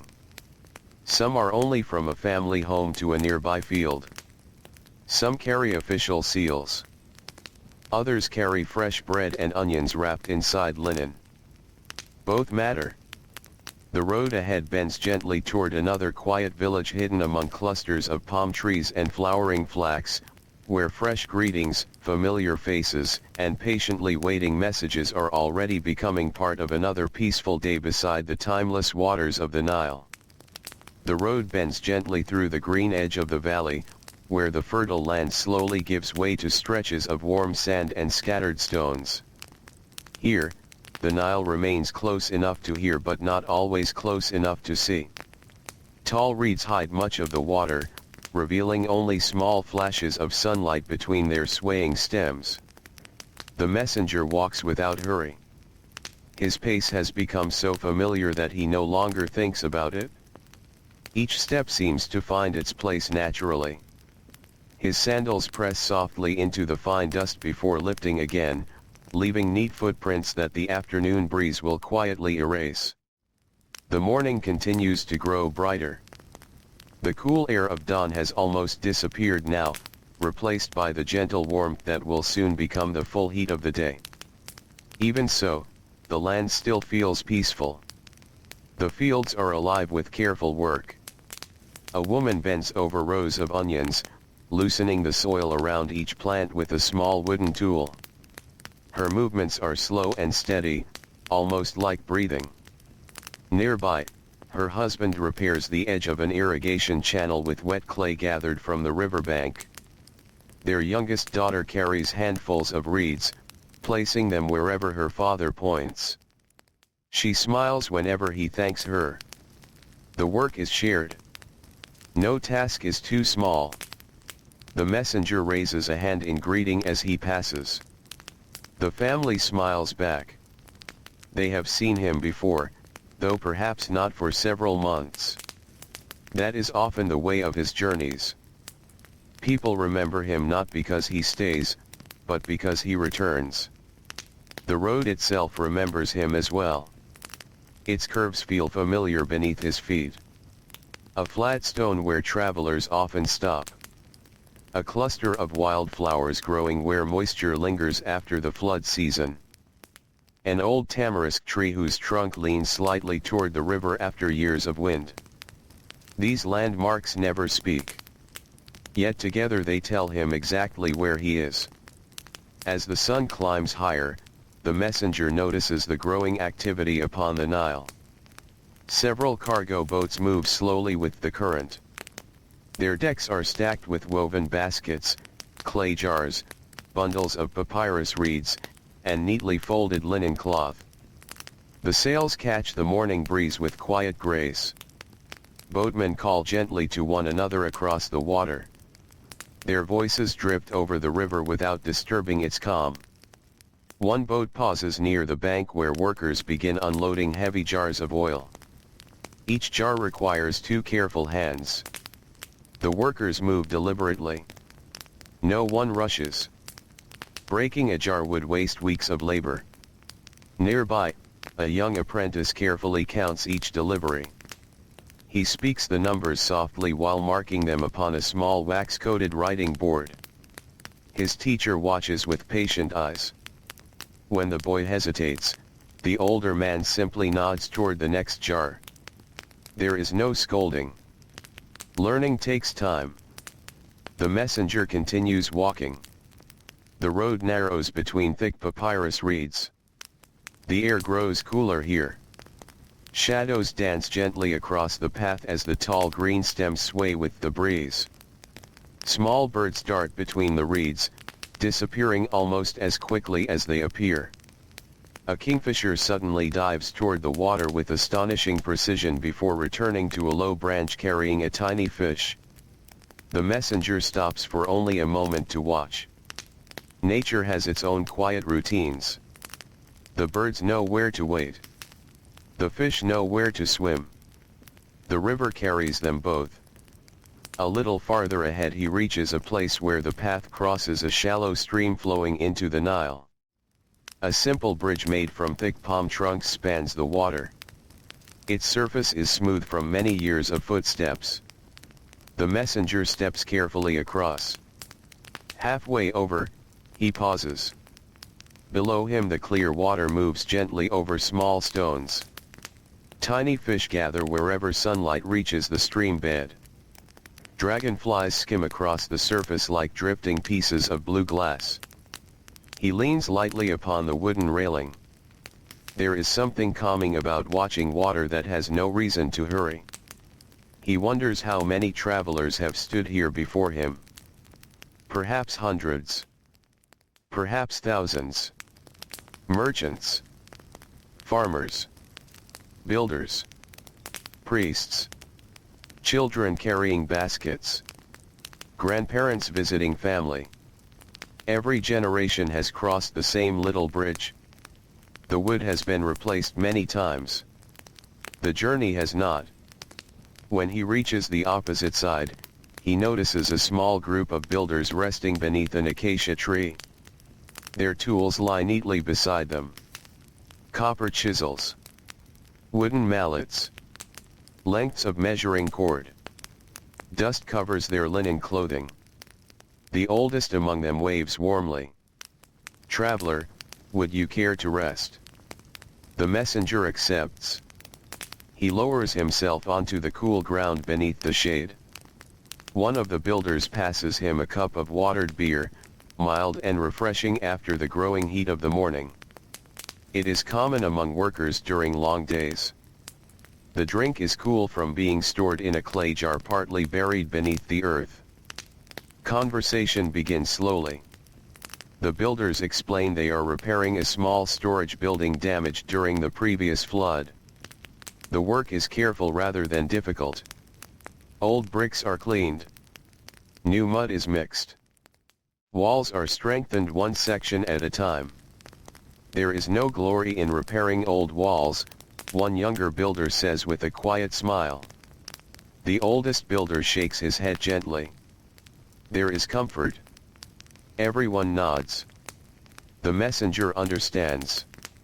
Many kinds of work exist only so that ordinary life may continue peacefully. People often notice new buildings. Few notice the careful hands that keep older ones standing. Before leaving, the messenger thanks them for their hospitality. The oldest builder smiles. "We repair walls. You carry words. Both help people sleep without worry." The messenger carries those words with him long after the builders disappear behind the trees. The road grows quieter again. Only his footsteps and the distant murmur of the river remain. He reaches a wide meadow where cattle graze under the watchful eyes of two young herders. The animals move lazily through patches of green grass left behind by the last flood season. White cattle egrets perch comfortably upon their broad backs, searching for insects stirred by every slow step. The sight always makes the messenger smile. The birds seem completely at home. The cattle pay them little attention. They have shared the fields for as long as anyone remembers. One of the boys runs toward the messenger carrying a small clay cup. "My mother sent fresh goat's milk." The messenger accepts gratefully. The milk is cool and slightly sweet. He thanks the boy. "Your mother is very kind." The child nods proudly. She says travelers should never leave thirsty. She is right. The boy laughs before hurrying back toward the herd. The messenger watches him for a moment. He thinks about how kindness often travels farther than messages. A cup of water. A piece of bread. A place beneath a shady tree. These things stay in memory for many years. As the morning approaches midday, the sun becomes brighter. The air begins to shimmer above the road. The messenger unwraps a strip of linen and drapes it loosely over his head and shoulders. It softens the sunlight just enough. He drinks carefully, never wasting water. Experience has taught him exactly how much to save for the hours ahead. Far in the distance he notices another village slowly appearing above the fields. Its mud-brick homes seem almost to rise from the earth itself. Palm trees surround the settlement like quiet guardians. Thin columns of smoke curl upward from cooking fires already preparing the midday meal. The familiar scent of baking bread drifts toward him on the warm breeze. He smiles without realizing it. Every village has its own smell. Some smell of fresh fish. Others of damp clay. Some of woven reeds drying in the sun. Many, like this one, greet travelers with the comforting aroma of bread slowly baking inside warm clay ovens. The satchel at his side still carries several carefully sealed scrolls. Families wait for them. Scribes prepare places upon their shelves. Merchants hope for news. Farmers expect word from relatives farther along the river. The messenger gently adjusts the strap across his shoulder. Its weight feels familiar once again. Not heavy enough to burden him. Not light enough to forget. Just enough to remind him that every careful step along the quiet roads of the Nile joins one village to another, one family to the next, and one peaceful day to those that came before, as the ancient river continues flowing beside him with endless patience beneath the warm Egyptian sun. The village grows larger with every quiet step. From a distance, its homes seem to rise naturally from the earth, their mud brick walls carrying the same warm colors as the fields and riverbanks around them. Palm trees sway gently above the rooftops, their long leaves catching the steady breeze that has followed the Nile since before anyone can remember. The messenger walks toward the entrance at his familiar pace. He does not announce himself. There is no need. By now, several villagers have already noticed the traveler approaching along the dusty road. An elderly woman pauses while sweeping the ground outside her doorway. She leans upon her reed broom for a moment, shading her eyes from the bright sun. Then she smiles. "It has been many moons since we last saw you." The messenger bows his head politely. "It has. I hope the road has treated you kindly." "It has been generous." She nods with quiet satisfaction before returning to her sweeping. The smooth, even strokes raise only the smallest cloud of dust. Every morning she cleans the ground before her home. By evening, the wind will have carried fresh dust across it once again. Tomorrow she will sweep it again. There is no frustration in the repetition. Some work is simply part of caring for a place. The messenger continues deeper into the village. The lanes are narrow and pleasantly shaded. Walls stand close together, keeping much of the afternoon heat away. Above him, strips of woven linen hang from wooden poles, drying after being washed beside the river earlier that morning. The cloth moves gently whenever the breeze finds its way between the houses. The scent of fresh bread fills the air. Several clay ovens glow softly. Women remove round loaves with long wooden paddles before placing fresh dough inside. Nearby, a young girl fans glowing coals with a bundle of palm leaves. She works carefully, watching the fire with serious attention. Her grandmother kneels beside her. "Not too quickly," she says softly. "Let the fire breathe." The little girl nods. She slows her movements. The flames settle into a steady glow. The messenger watches for a moment.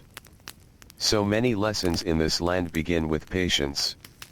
Whether tending bread, shaping clay, planting grain, or carrying messages, haste rarely improves the result. The village scribe's office stands near a small open courtyard shaded by two broad sycamore trees. Several people wait quietly outside. One farmer hopes to have a record written for an exchange of grain. Another wishes to send word to relatives living farther downstream.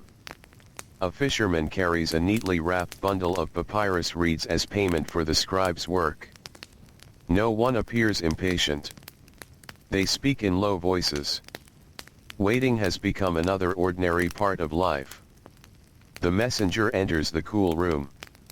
The scribe immediately looks up from his writing. A warm smile crosses his face. My old friend. It is good to see you again. And you. They clasp forearms briefly. Not with ceremony. Simply with genuine familiarity built over many years. The room is pleasantly cool despite the growing heat outside. Mudbrick walls keep much of the sun away. Bundles of rolled papyrus rest neatly upon wooden shelves. Clay jars filled with ink stand beside carefully trimmed reed pens. The quiet scratching of writing fills the room. The messenger removes the first scroll from his satchel. The scribe examines the seal closely. Satisfied, he places it upon the table. One after another, the remaining messages are delivered. Some concern grain shipments. Others describe repairs to irrigation channels. One requests additional linen for temple workers farther north.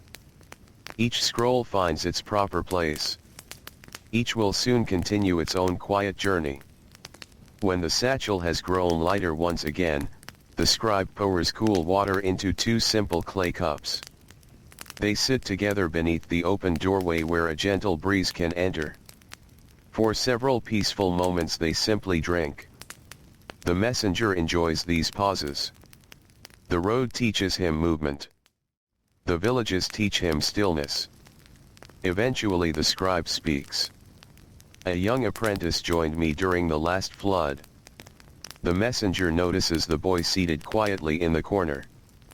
He cannot be more than 13 years old.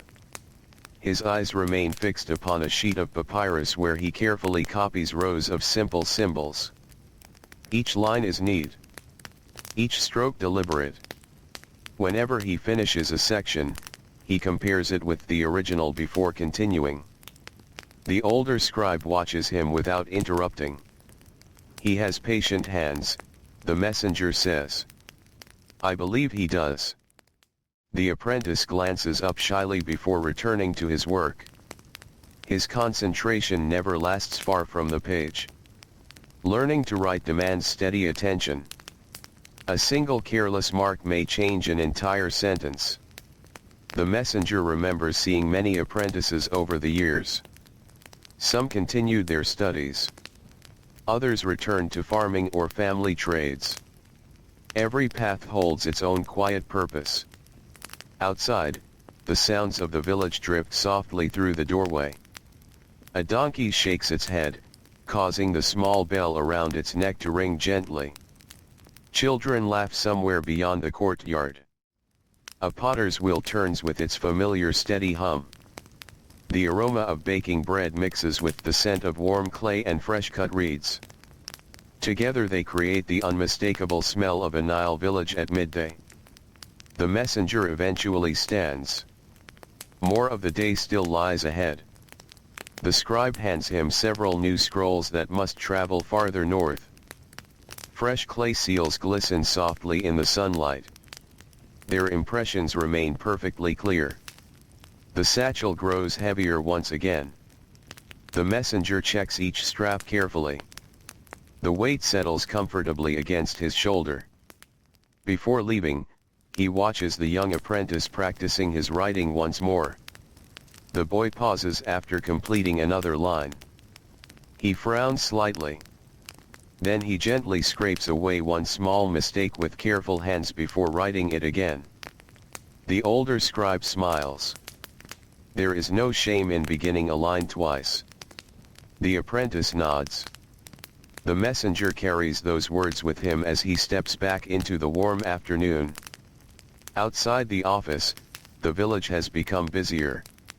The sun now stands high overhead. Many workers have paused beneath shaded shelters to eat the midday meal. Families gather around woven mats spread upon cool floors. Round loaves of bread are broken into smaller pieces. Bowls of lentils are passed from hand to hand. Fresh cucumbers, onions, figs, dates, soft cheese, and roasted fish rest upon simple clay plates. Conversation remains gentle. No one rushes through the meal. After long hours of work, food deserves quiet appreciation. The messenger walks slowly through the lanes. A small boy carrying a water jar nearly as large as himself stops to let him pass. "You are the message carrier." "I am. My grandfather says you walked these roads before he became an old man." The messenger smiles warmly. "Your grandfather remembers well." The boy studies him with quiet curiosity. "Do you know every village?" "Not every one, but many." "Do you ever forget the roads?" The messenger looks down the winding lane before answering. "Sometimes." The child's eyes grow wide. "Really?" "Then I simply look around." "What do you look for?" "The river." The boy considers this carefully. "The river always knows where it is." "It does." The child nods thoughtfully, as though storing away a valuable lesson. Then, balancing the heavy jar with determined care, he continues toward his family's home. The messenger watches him disappear around a corner. Children often ask the simplest questions.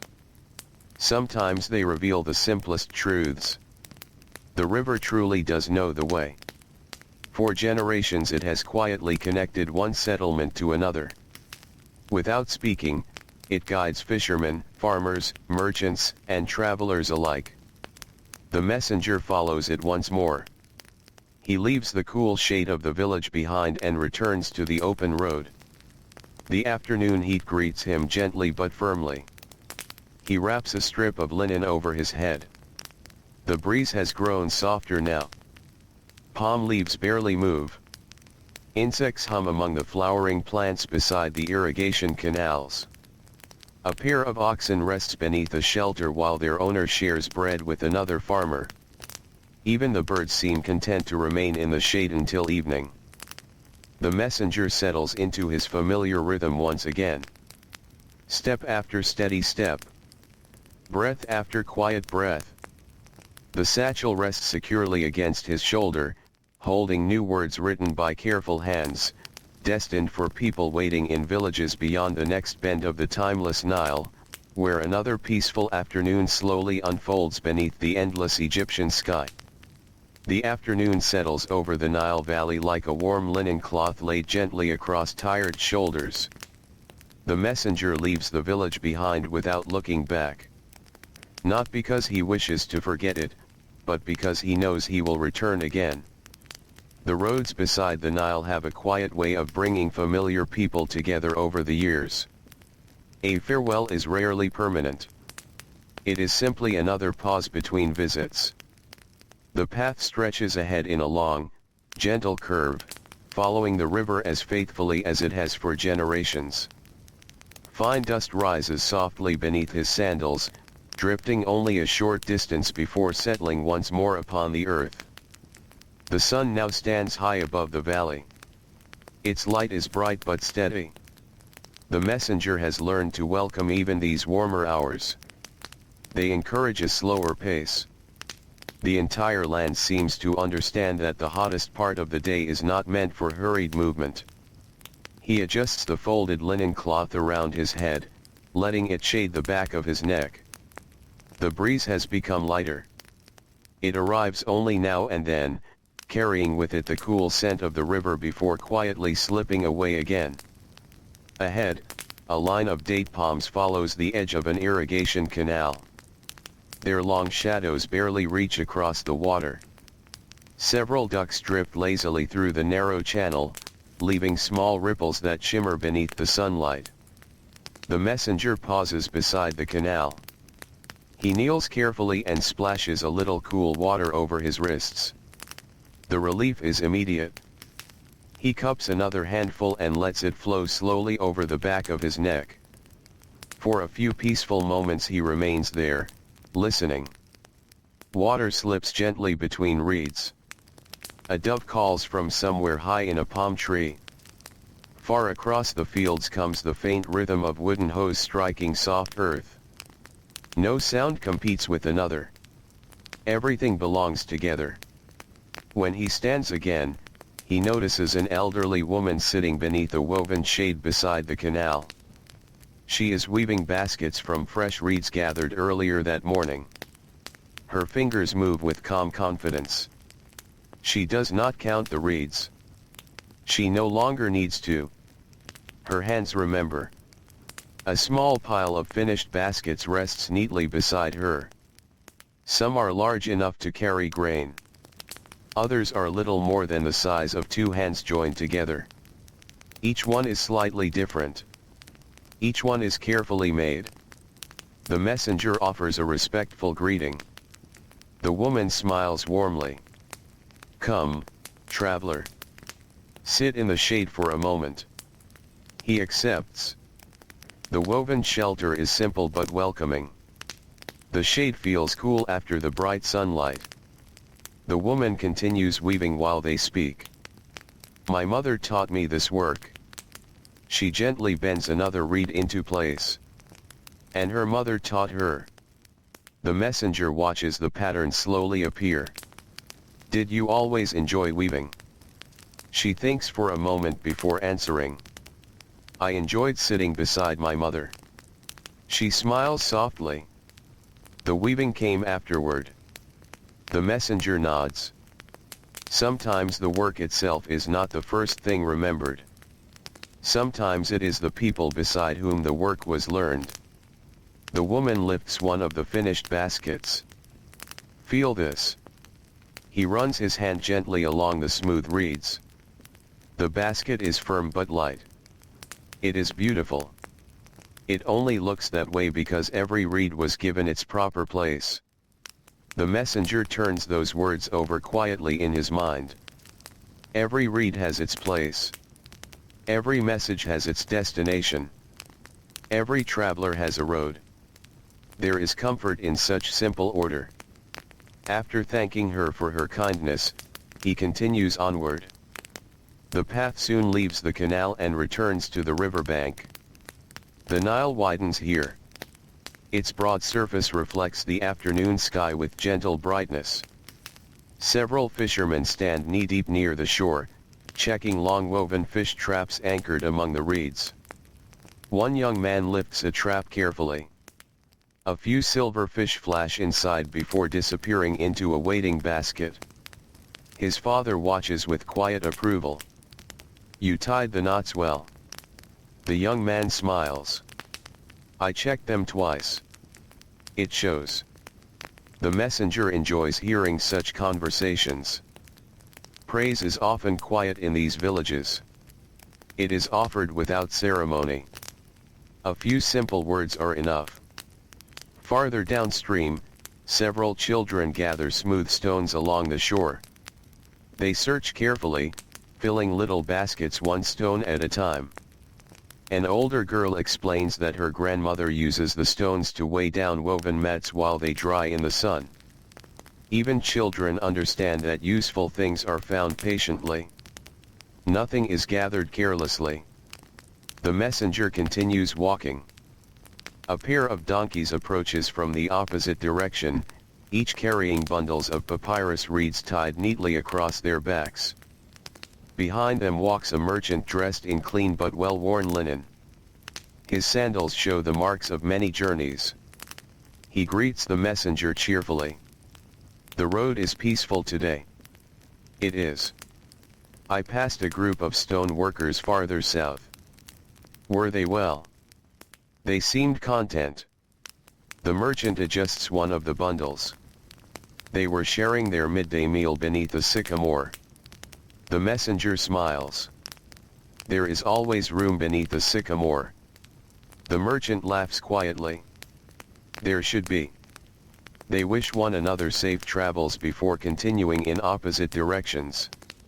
Soon the road becomes quieter again. The afternoon moves steadily onward. Heat shimmers above the distant fields. Farmers rest beneath simple shelters built from reeds and wooden poles. Some nap briefly while others mend tools or quietly eat bread with onions and dates. No one wastes these restful moments. The messenger understands why. The second half of the day still waits.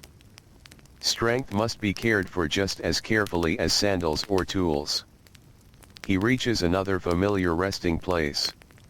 A broad sycamore tree stands alone near a bend in the river. Its trunk is enormous. 3 grown men together could barely reach around it. The tree has likely watched generations come and go. Its roots grip the riverbank with quiet determination. Its branches spread like open arms. The messenger lowers his satchel beneath the shade. He sits with his back against the rough bark. The tree feels cool despite the warmth surrounding it. He closes his eyes for only a moment. Not to sleep. Simply to listen. Wind moves gently through thousands of leaves overhead. Their soft rustling sounds almost like distant rain. A bee wanders lazily among tiny blossoms growing nearby. Across the river, the faint tapping of wooden mallets echoes from a boatyard. Someone is repairing another vessel. The work continues. It always does. After resting, the messenger opens his satchel. He checks each scroll carefully. The clay seals remain untouched. The papyrus stays dry and neatly rolled. He has performed this careful inspection countless times. Still, he never skips it. A messenger carries trust as much as he carries words. Before standing again, he notices something carved lightly into one of the exposed roots of the old sycamore. It is not writing. Only a simple mark. 2 crossed lines. Very old. Perhaps made by another traveler many years ago. Perhaps by a child playing while waiting for family. The messenger gently brushes away a little dust from the carving. He wonders who made it. He will never know. Some people leave behind monuments of stone. Others leave only tiny marks that quietly fade beneath the passing years. Both become part of the land's memory. The afternoon begins its slow journey toward evening. The sunlight softens almost too gradually to notice. Long shadows start stretching once more across the fields. The hottest hours are gently loosening their hold. Birds become more active again. One flock rises suddenly from the reeds, circles above the river in graceful silence, and settles farther downstream. The messenger smiles. Soon fishermen will guide their boats home. Families will gather around evening meals. Clay lamps will glow behind open doorways. Fresh bread will emerge from warm ovens. Children will lean against sleepy parents while stories are told beneath the first stars. But for now, the road still belongs to the quiet afternoon, and the messenger walks steadily onward beside the timeless Nile, carrying carefully sealed words through a land where patience is measured not by hours, but by the gentle rhythm of the river and the peaceful lives that unfold along its banks. The afternoon slowly begins to soften. The change is almost impossible to notice at first. The sunlight remains bright, the air is still warm, and the road continues stretching ahead beside the Nile just as it has all day. Yet little by little, the sharp edge of the heat begins to fade. The messenger welcomes this quiet change. He has learned that every part of the day carries its own gentle character. Morning offers cool air and fresh beginnings. Midday asks for patience. Late afternoon gives back a little of the strength that the sun has borrowed. He continues walking beneath a sky of clear blue. The leather satchel rests comfortably against his shoulder. It is not as heavy as it was at sunrise, but there are still several carefully sealed scrolls waiting to reach the villages farther north. Each message has its own destination. Each family waits without knowing exactly when the familiar traveler will appear along the road. The messenger never thinks of himself as bringing importance. He simply arrives. The words inside the satchel do the rest. Ahead, the path widens where generations of feet have worn away the grass. Many travelers choose this route. Farmers carrying tools. Merchants leading donkeys. Children visiting grandparents in neighboring villages. Stone workers returning home after many days away. The road belongs equally to all of them. Its dust remembers every footstep for only a little while before the wind gently smooths everything again.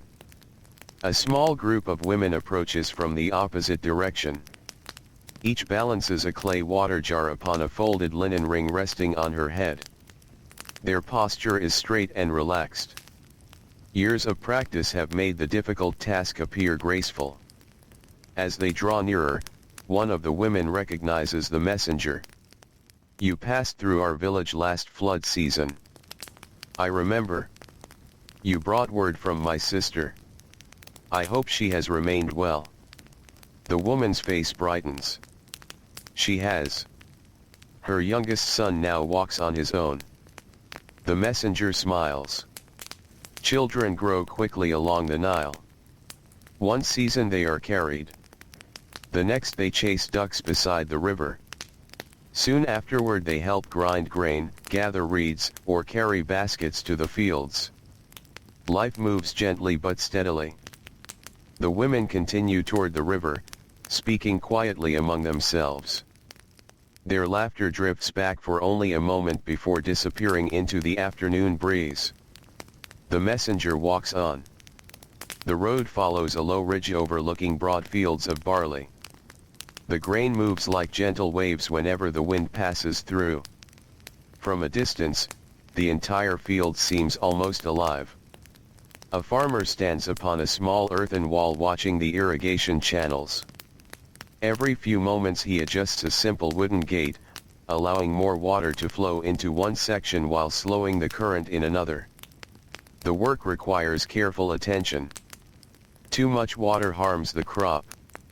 Too little brings the same result. Balance is everything. The messenger pauses beside him. The farmer wipes his forehead with the edge of his linen garment. The water has behaved well this year. So I have heard. We are grateful. The messenger looks across the healthy fields. I believe many families will sleep peacefully after the harvest. The farmer nods slowly. A full granary makes a quiet village. The messenger remembers those words as he continues walking. A full granary makes a quiet village. So much of life depends upon simple things. Healthy fields. Strong roofs. Clean water. Reliable boats. Good sandals. Kind neighbors. None of these appear in grand stories told about kings. Yet together they hold an entire world together. Farther along the path he notices smoke rising from a small brick kiln. A family of potters is at work. Freshly shaped jars stand in long rows beneath woven shades, drying before they are fired. Children carry small bowls from one shelf to another with careful hands. The oldest potter examines each piece before placing it inside the kiln. He gently taps one vessel with his fingernail. A soft sound answers. He smiles. The clay has dried evenly. The messenger watches quietly from the roadside. The potter notices him. "Would you like to see today's work?" "I would." The craftsman lifts a water jar that has not yet been fired. Its surface is perfectly smooth. The clay came from the western bank. He turns the vessel slowly. It is softer there. The messenger runs his fingers lightly along its side. The cool clay feels almost silky. It will carry water for many years. If the firing goes well. The potter nods. We do our part. The fire does the rest. The messenger thanks him before returning to the road. He enjoys meeting people whose work depends upon patience. In every village he visits, there seems to be another reminder that good things are rarely rushed. The road soon passes beneath a long line of tamarisk trees. Their feathery branches cast delicate patterns across the ground. Small birds hop from branch to branch searching for insects. The shade feels pleasant. The messenger slows his pace without thinking. The afternoon breeze returns. It carries the sweet scent of flowering plants growing near the riverbank. A pair of butterflies drifts lazily across the path before disappearing into tall grass. Nothing here asks for attention. Everything simply exists in quiet harmony. As the messenger reaches another bend in the road, he hears the gentle sound of singing. The voices are soft, unhurried. They come from a group of women harvesting flax in a nearby field. The melody rises and falls with the rhythm of their hands. Each bundle is gathered carefully. Each stalk laid neatly beside the last. Their song is old. Perhaps older than anyone among them. No one remembers who first sang it. No one needs to. It has become part of the work itself. The messenger does not understand every word carried by the breeze. Distance softens them. Yet he recognizes enough. The song speaks of the river, of harvest, of returning home before sunset, of sharing bread with family after a long day's labor. Simple things. Important things.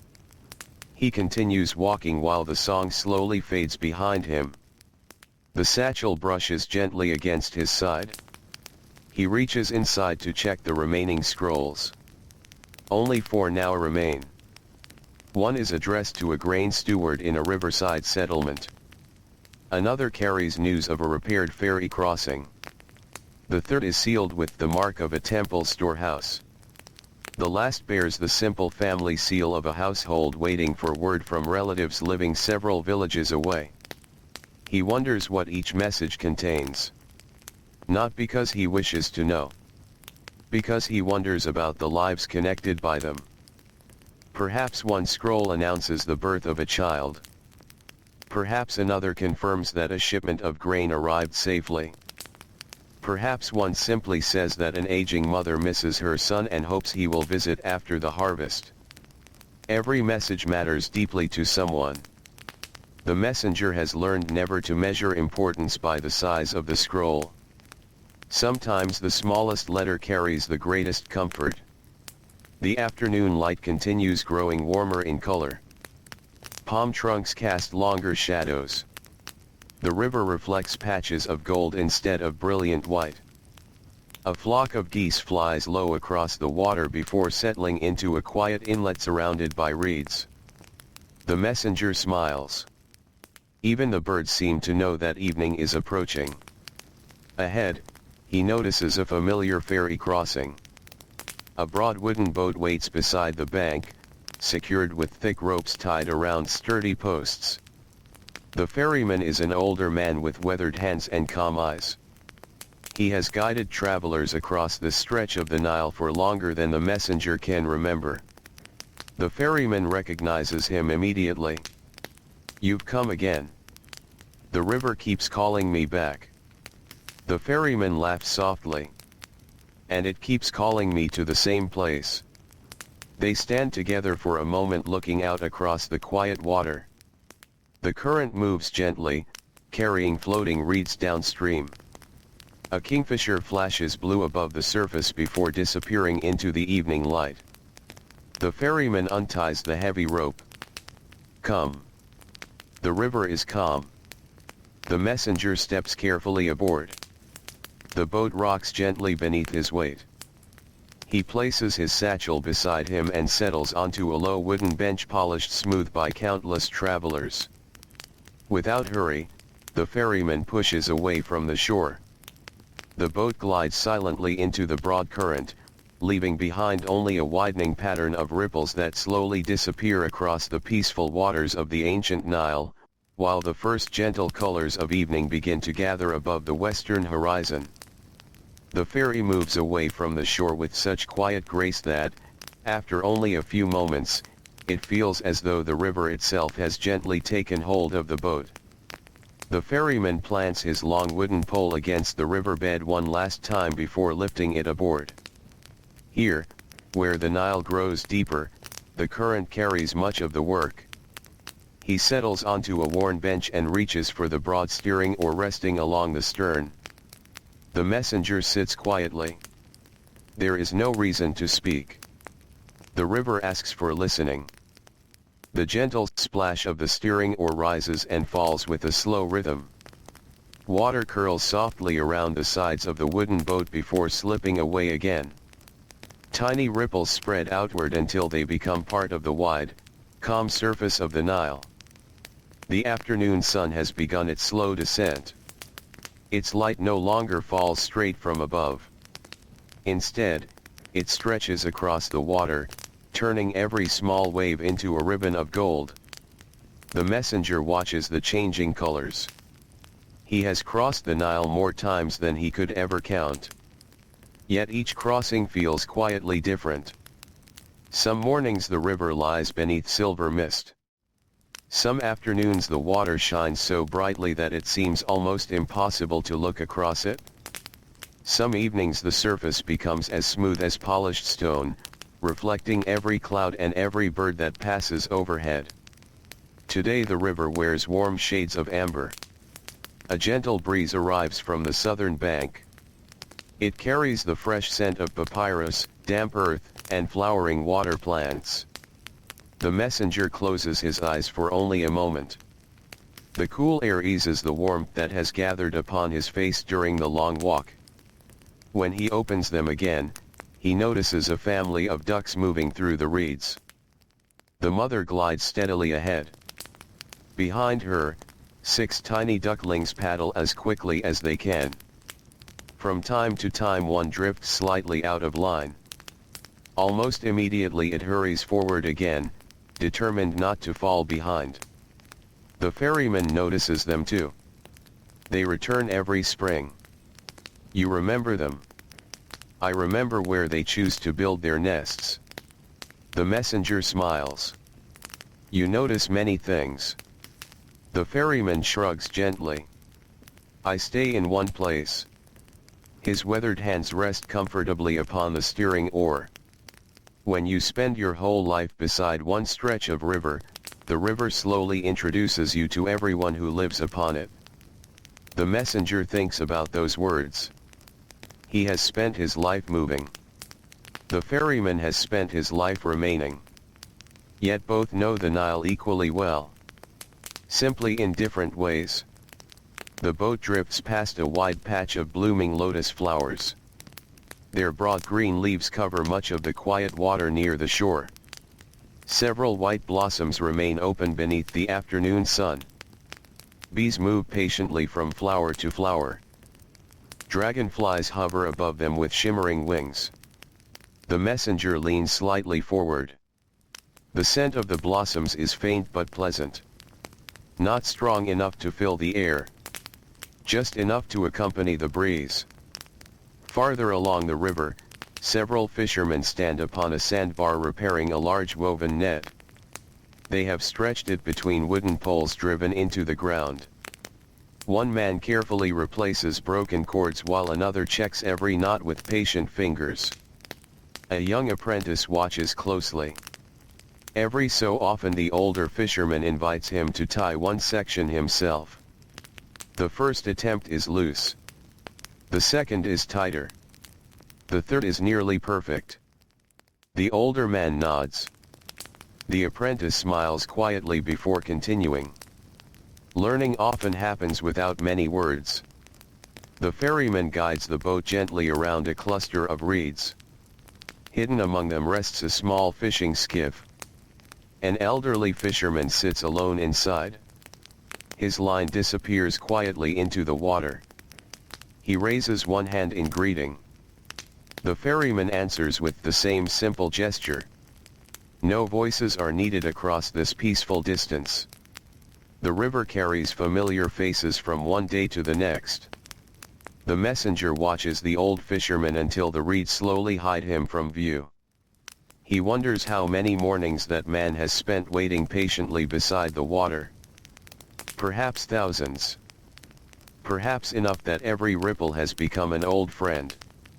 The current grows slightly stronger near the middle of the river. The boat sways gently.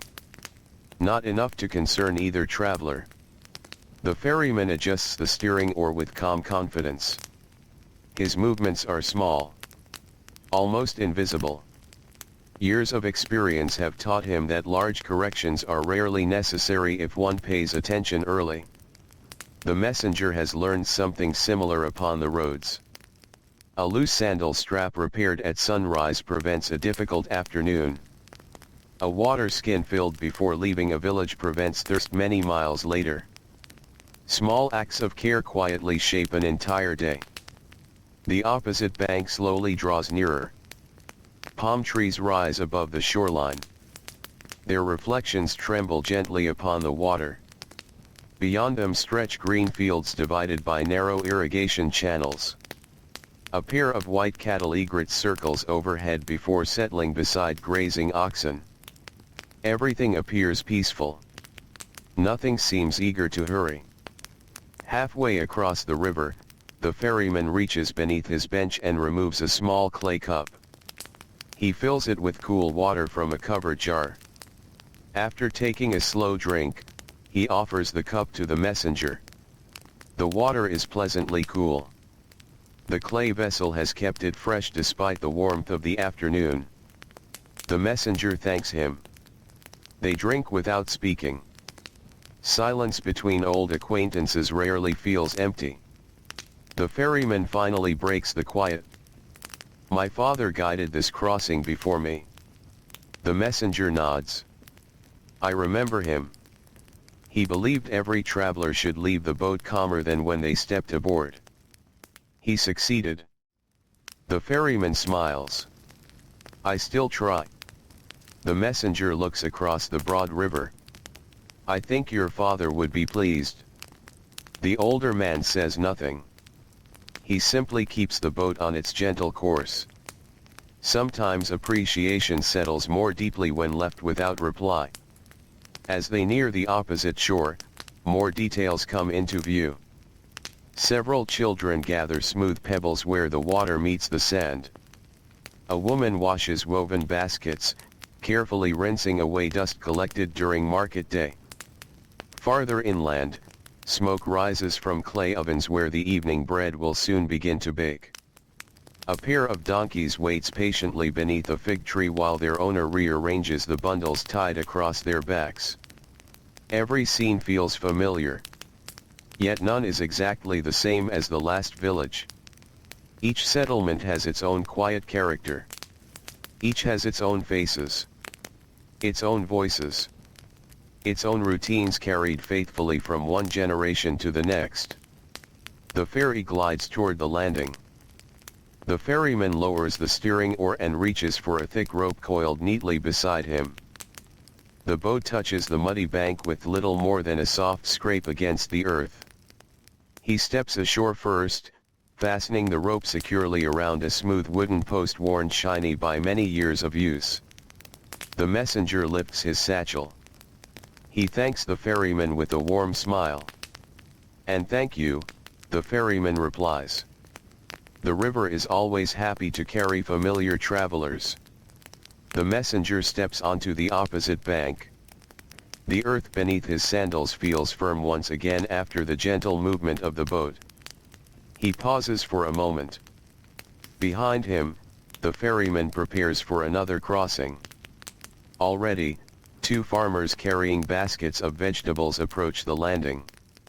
A young mother follows with her small daughter holding tightly to her hand. Life upon the river never truly stops. One crossing ends. Another quietly begins. The messenger adjusts the leather strap across his shoulder and looks toward the narrow road leading away from the shoreline. It winds between groves of date palms before disappearing into fields glowing beneath the gentle light of late afternoon. Somewhere beyond those trees, another scribe waits beside fresh ink and clean papyrus. Another family hopes for welcome news. Another evening meal slowly begins inside a mudbrick home. With calm, steady steps, the messenger leaves the riverbank behind, following the familiar road as the soft golden light stretches farther across the valley and the peaceful hours before sunset settle gently over the ancient villages of the Nile.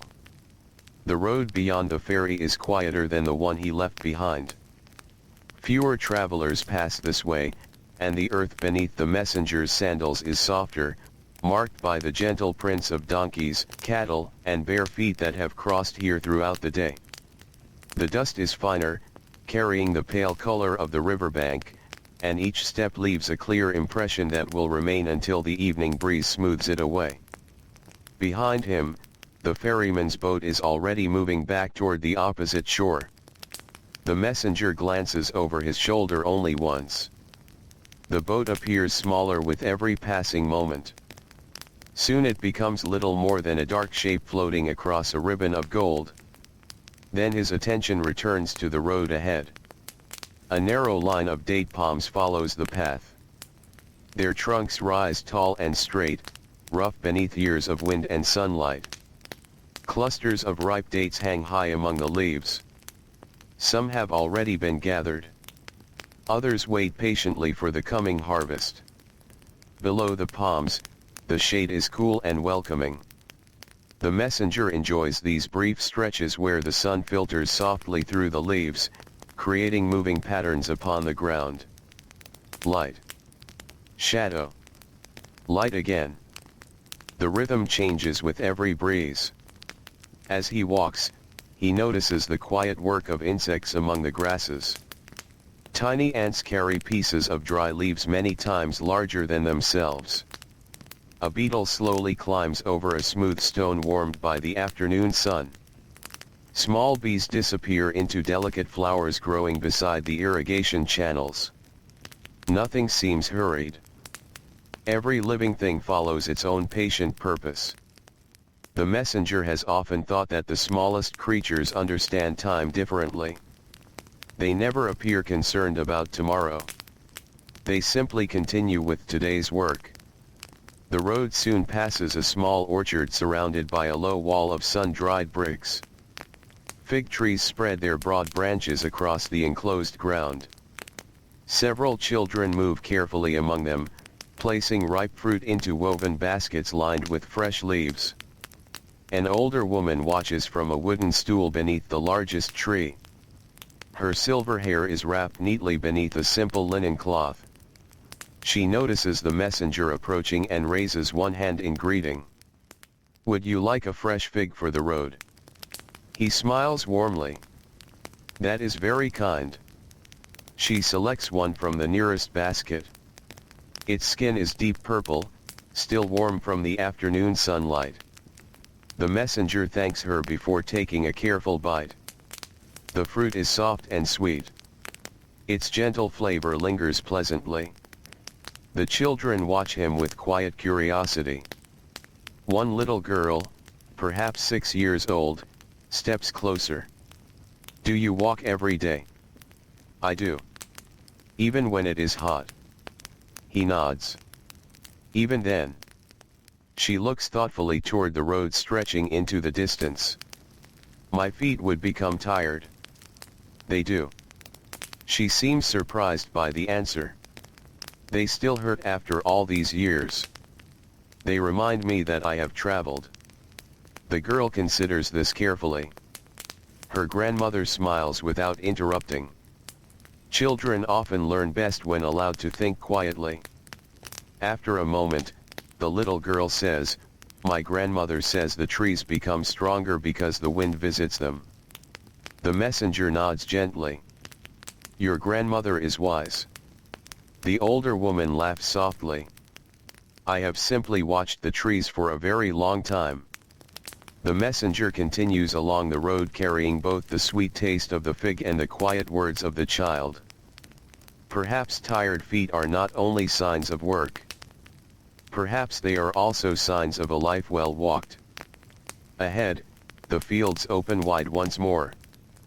Several farmers are gathering bundles of flax before the evening dew arrives.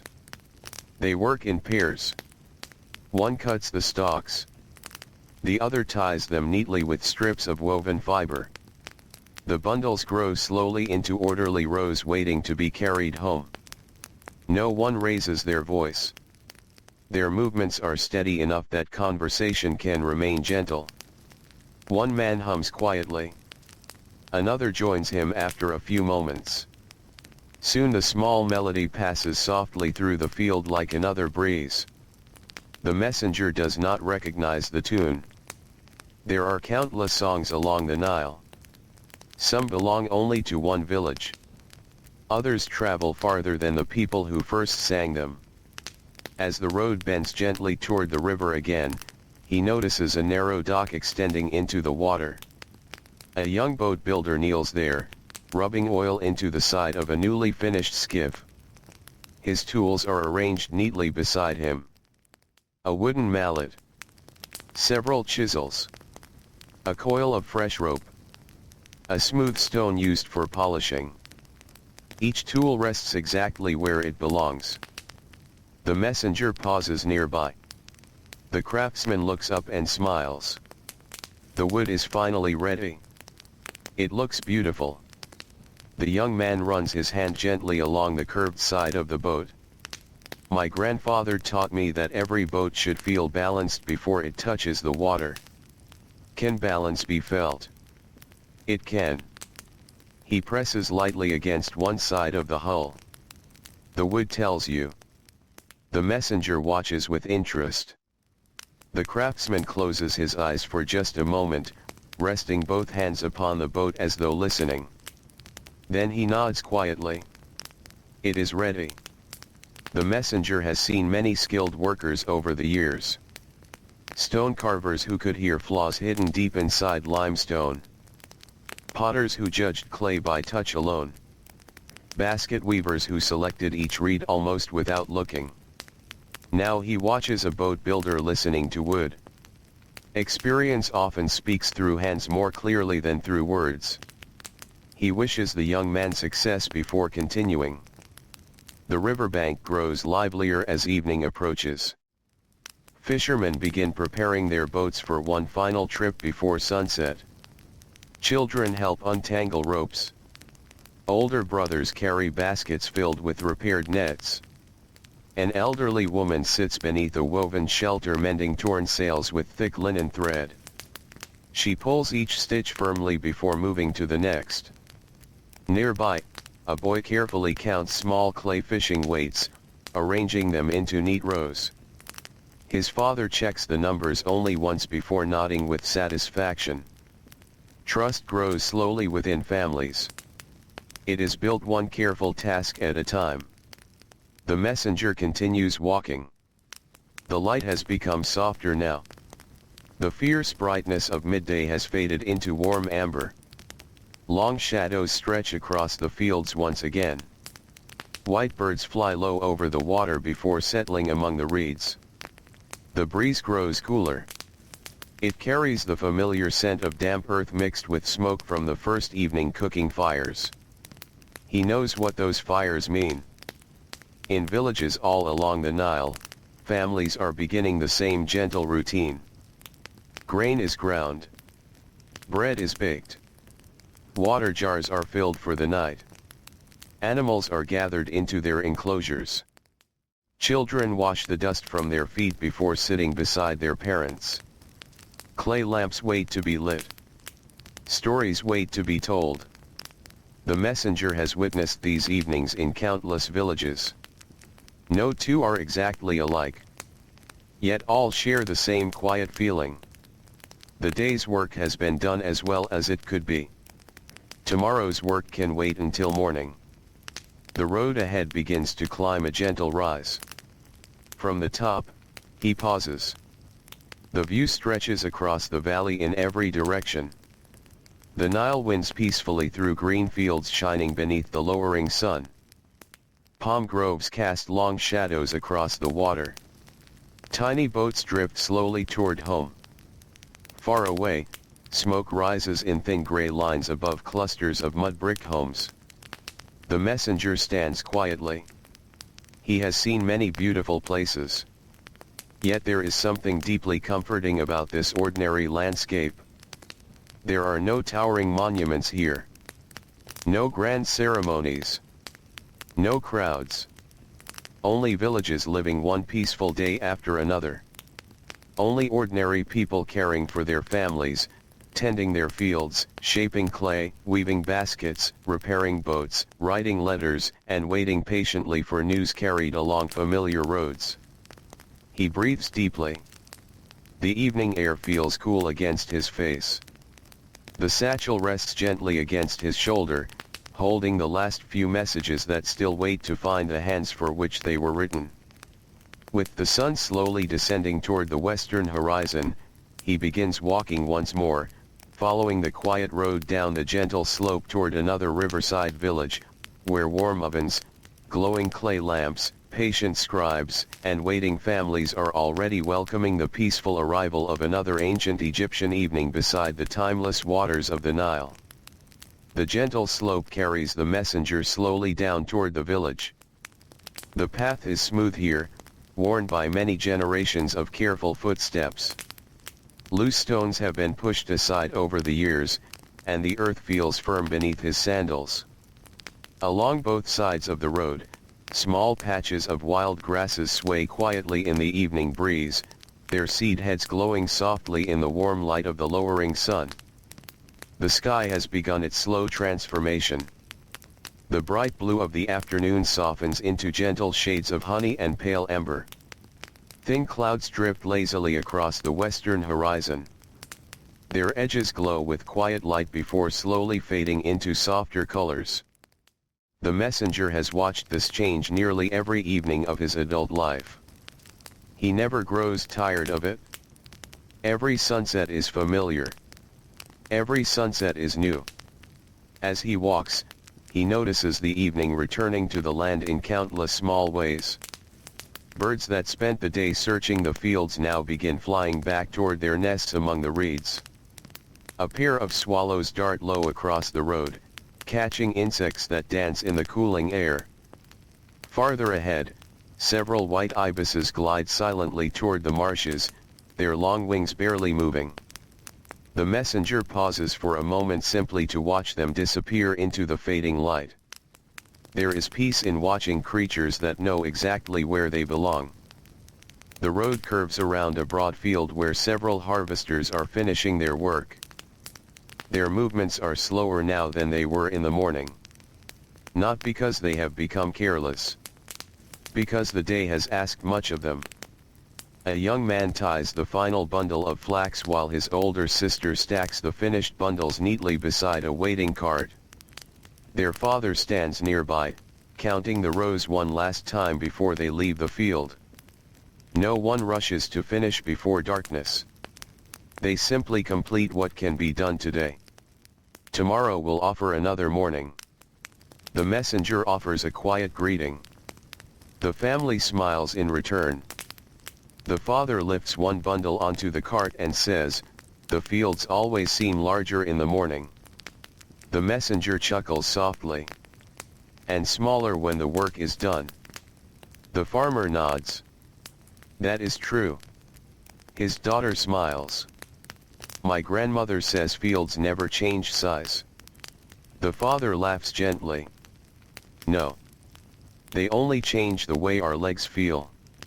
For a few moments they all share the quiet amusement. Then the ox pulling the cart takes one patient step forward.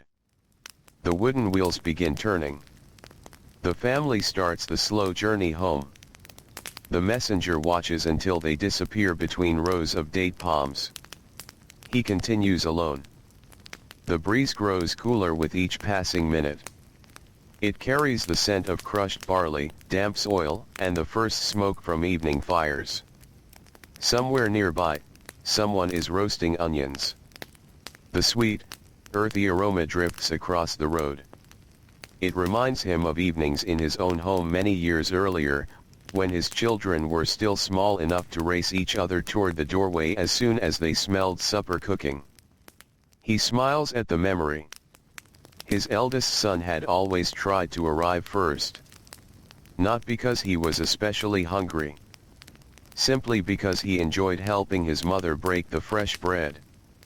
The youngest preferred sitting beside the cooking fire, watching the flames dance inside the clay oven. The messenger wonders how tall they have grown since his last visit home. His journeys often keep him away for many days at a time. Yet every return feels gentle. His family has learned the rhythm of his work just as he has. When he leaves, they know the road will eventually guide him back. That quiet certainty brings comfort to everyone. The village now lies only a short distance ahead. The first homes stand among groves of sycamore and date palms. Mudbrick walls glow warmly beneath the evening light.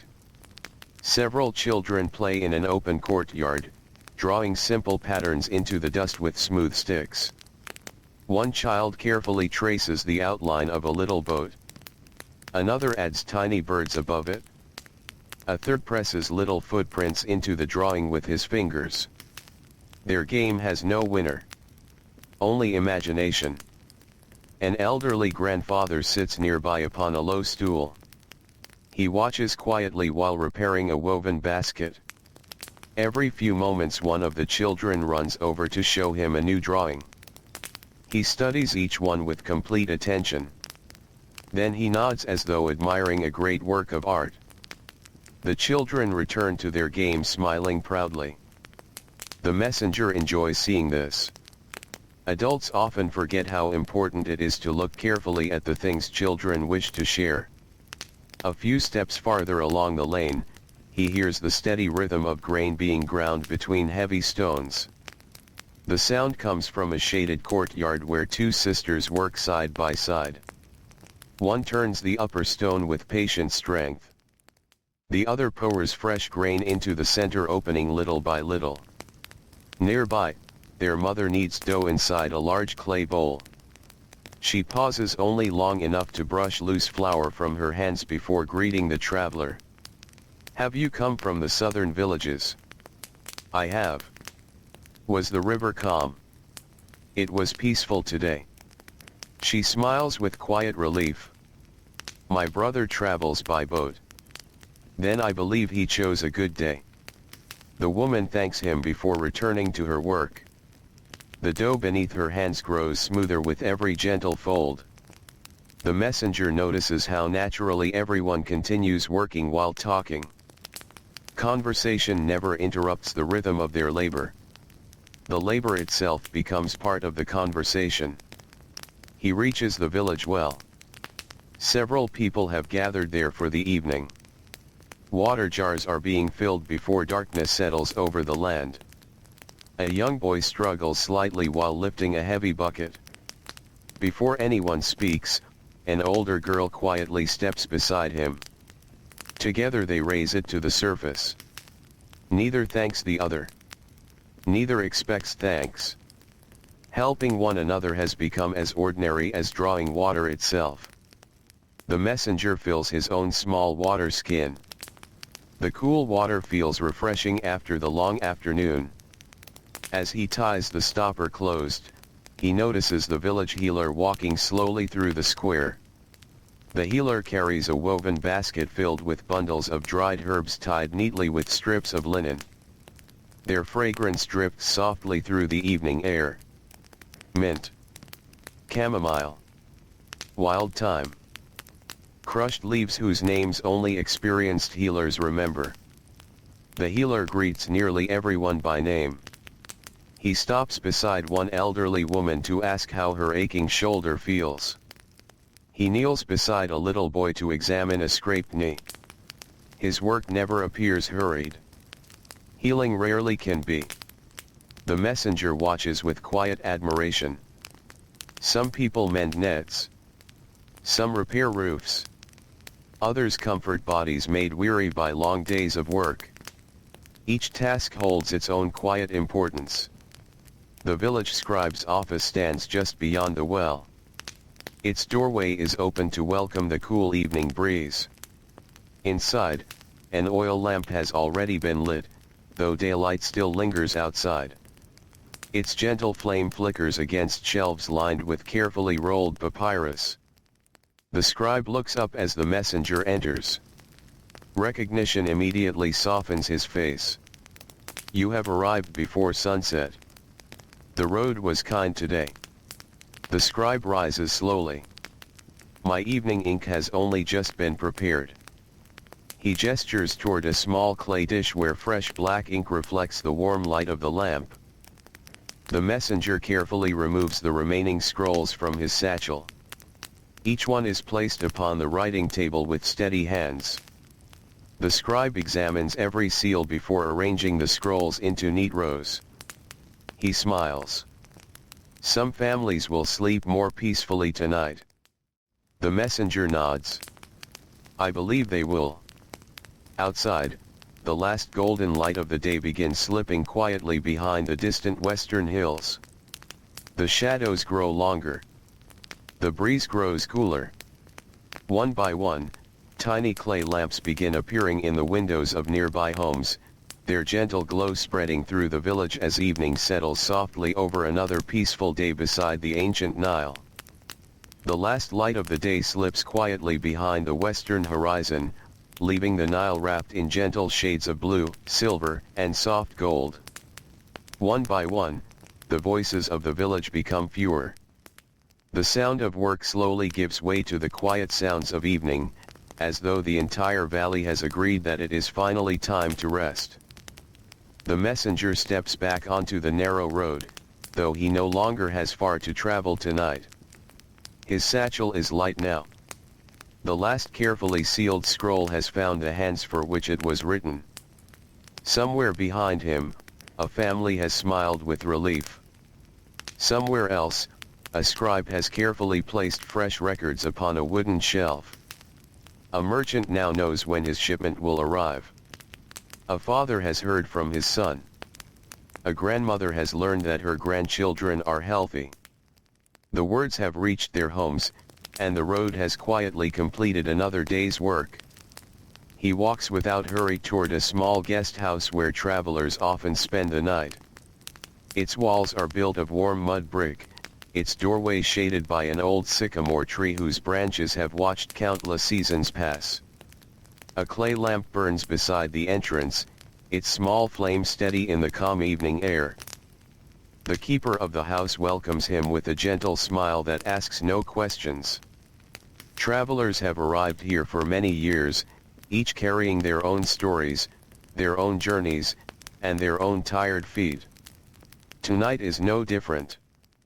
Inside, the room is simple. A woven reed mat rests upon the floor.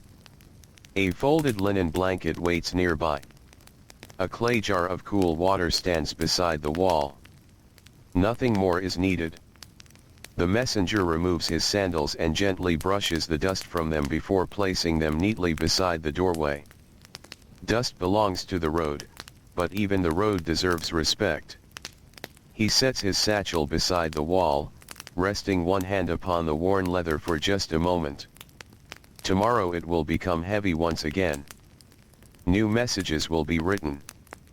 Fresh seals will be pressed into cool clay. Families will wait. Boats will cross the river. Children will carry baskets through narrow lanes. Farmers will greet the sunrise beside green fields.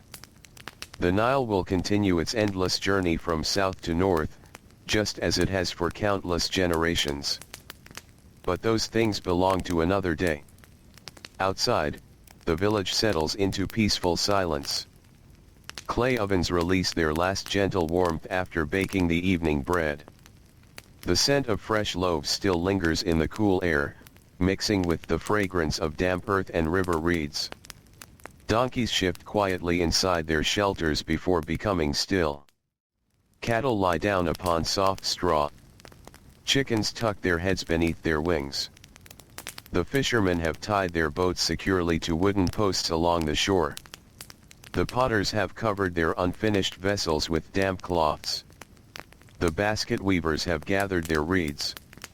The scribes have washed their reed pens and placed them carefully beside jars of ink. The builders have leaned their tools against cool walls. The farmers have closed the small wooden gates that guide tomorrow's irrigation water. The healers have tied their bundles of herbs. The merchants have counted their remaining goods.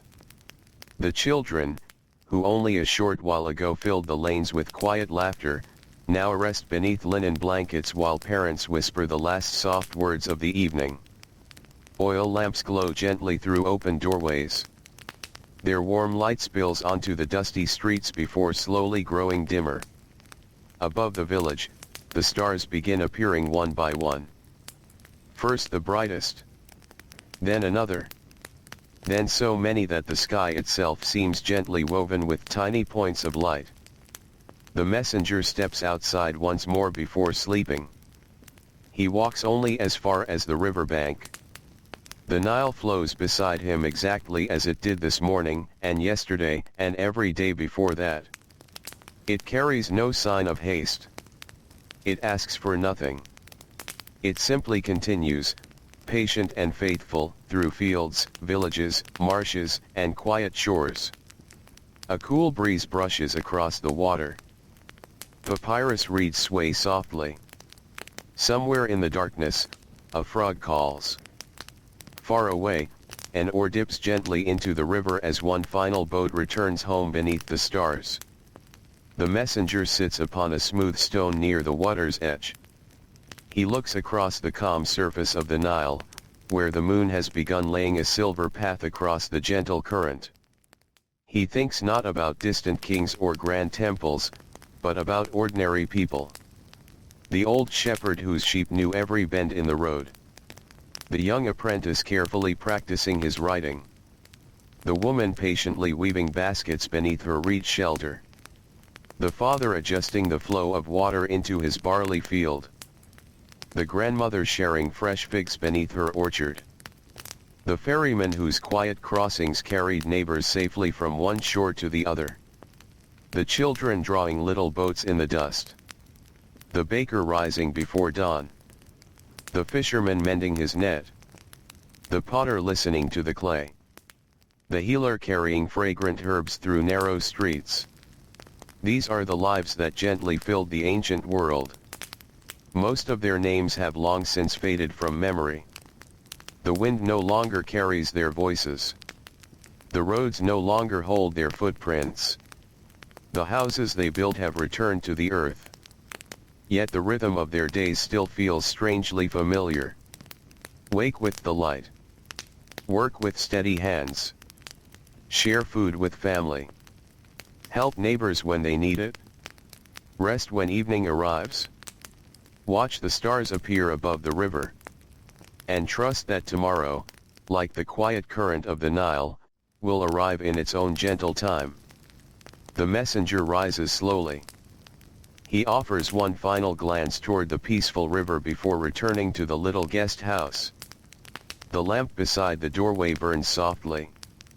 Inside, the woven mat waits. The village has become wonderfully still. Only the quiet murmur of the Nile continues through the darkness, just as it always has. And as the ancient river flows beneath the moonlit sky, carrying the reflections of countless stars toward distant shores, the warm desert breeze grows softer, the village sleeps more deeply, and the peaceful night gently wraps the Nile Valley in silence, inviting every tired traveler to close their eyes, breathe slowly, and drift into the same calm rest that has comforted this timeless land for thousands of quiet years.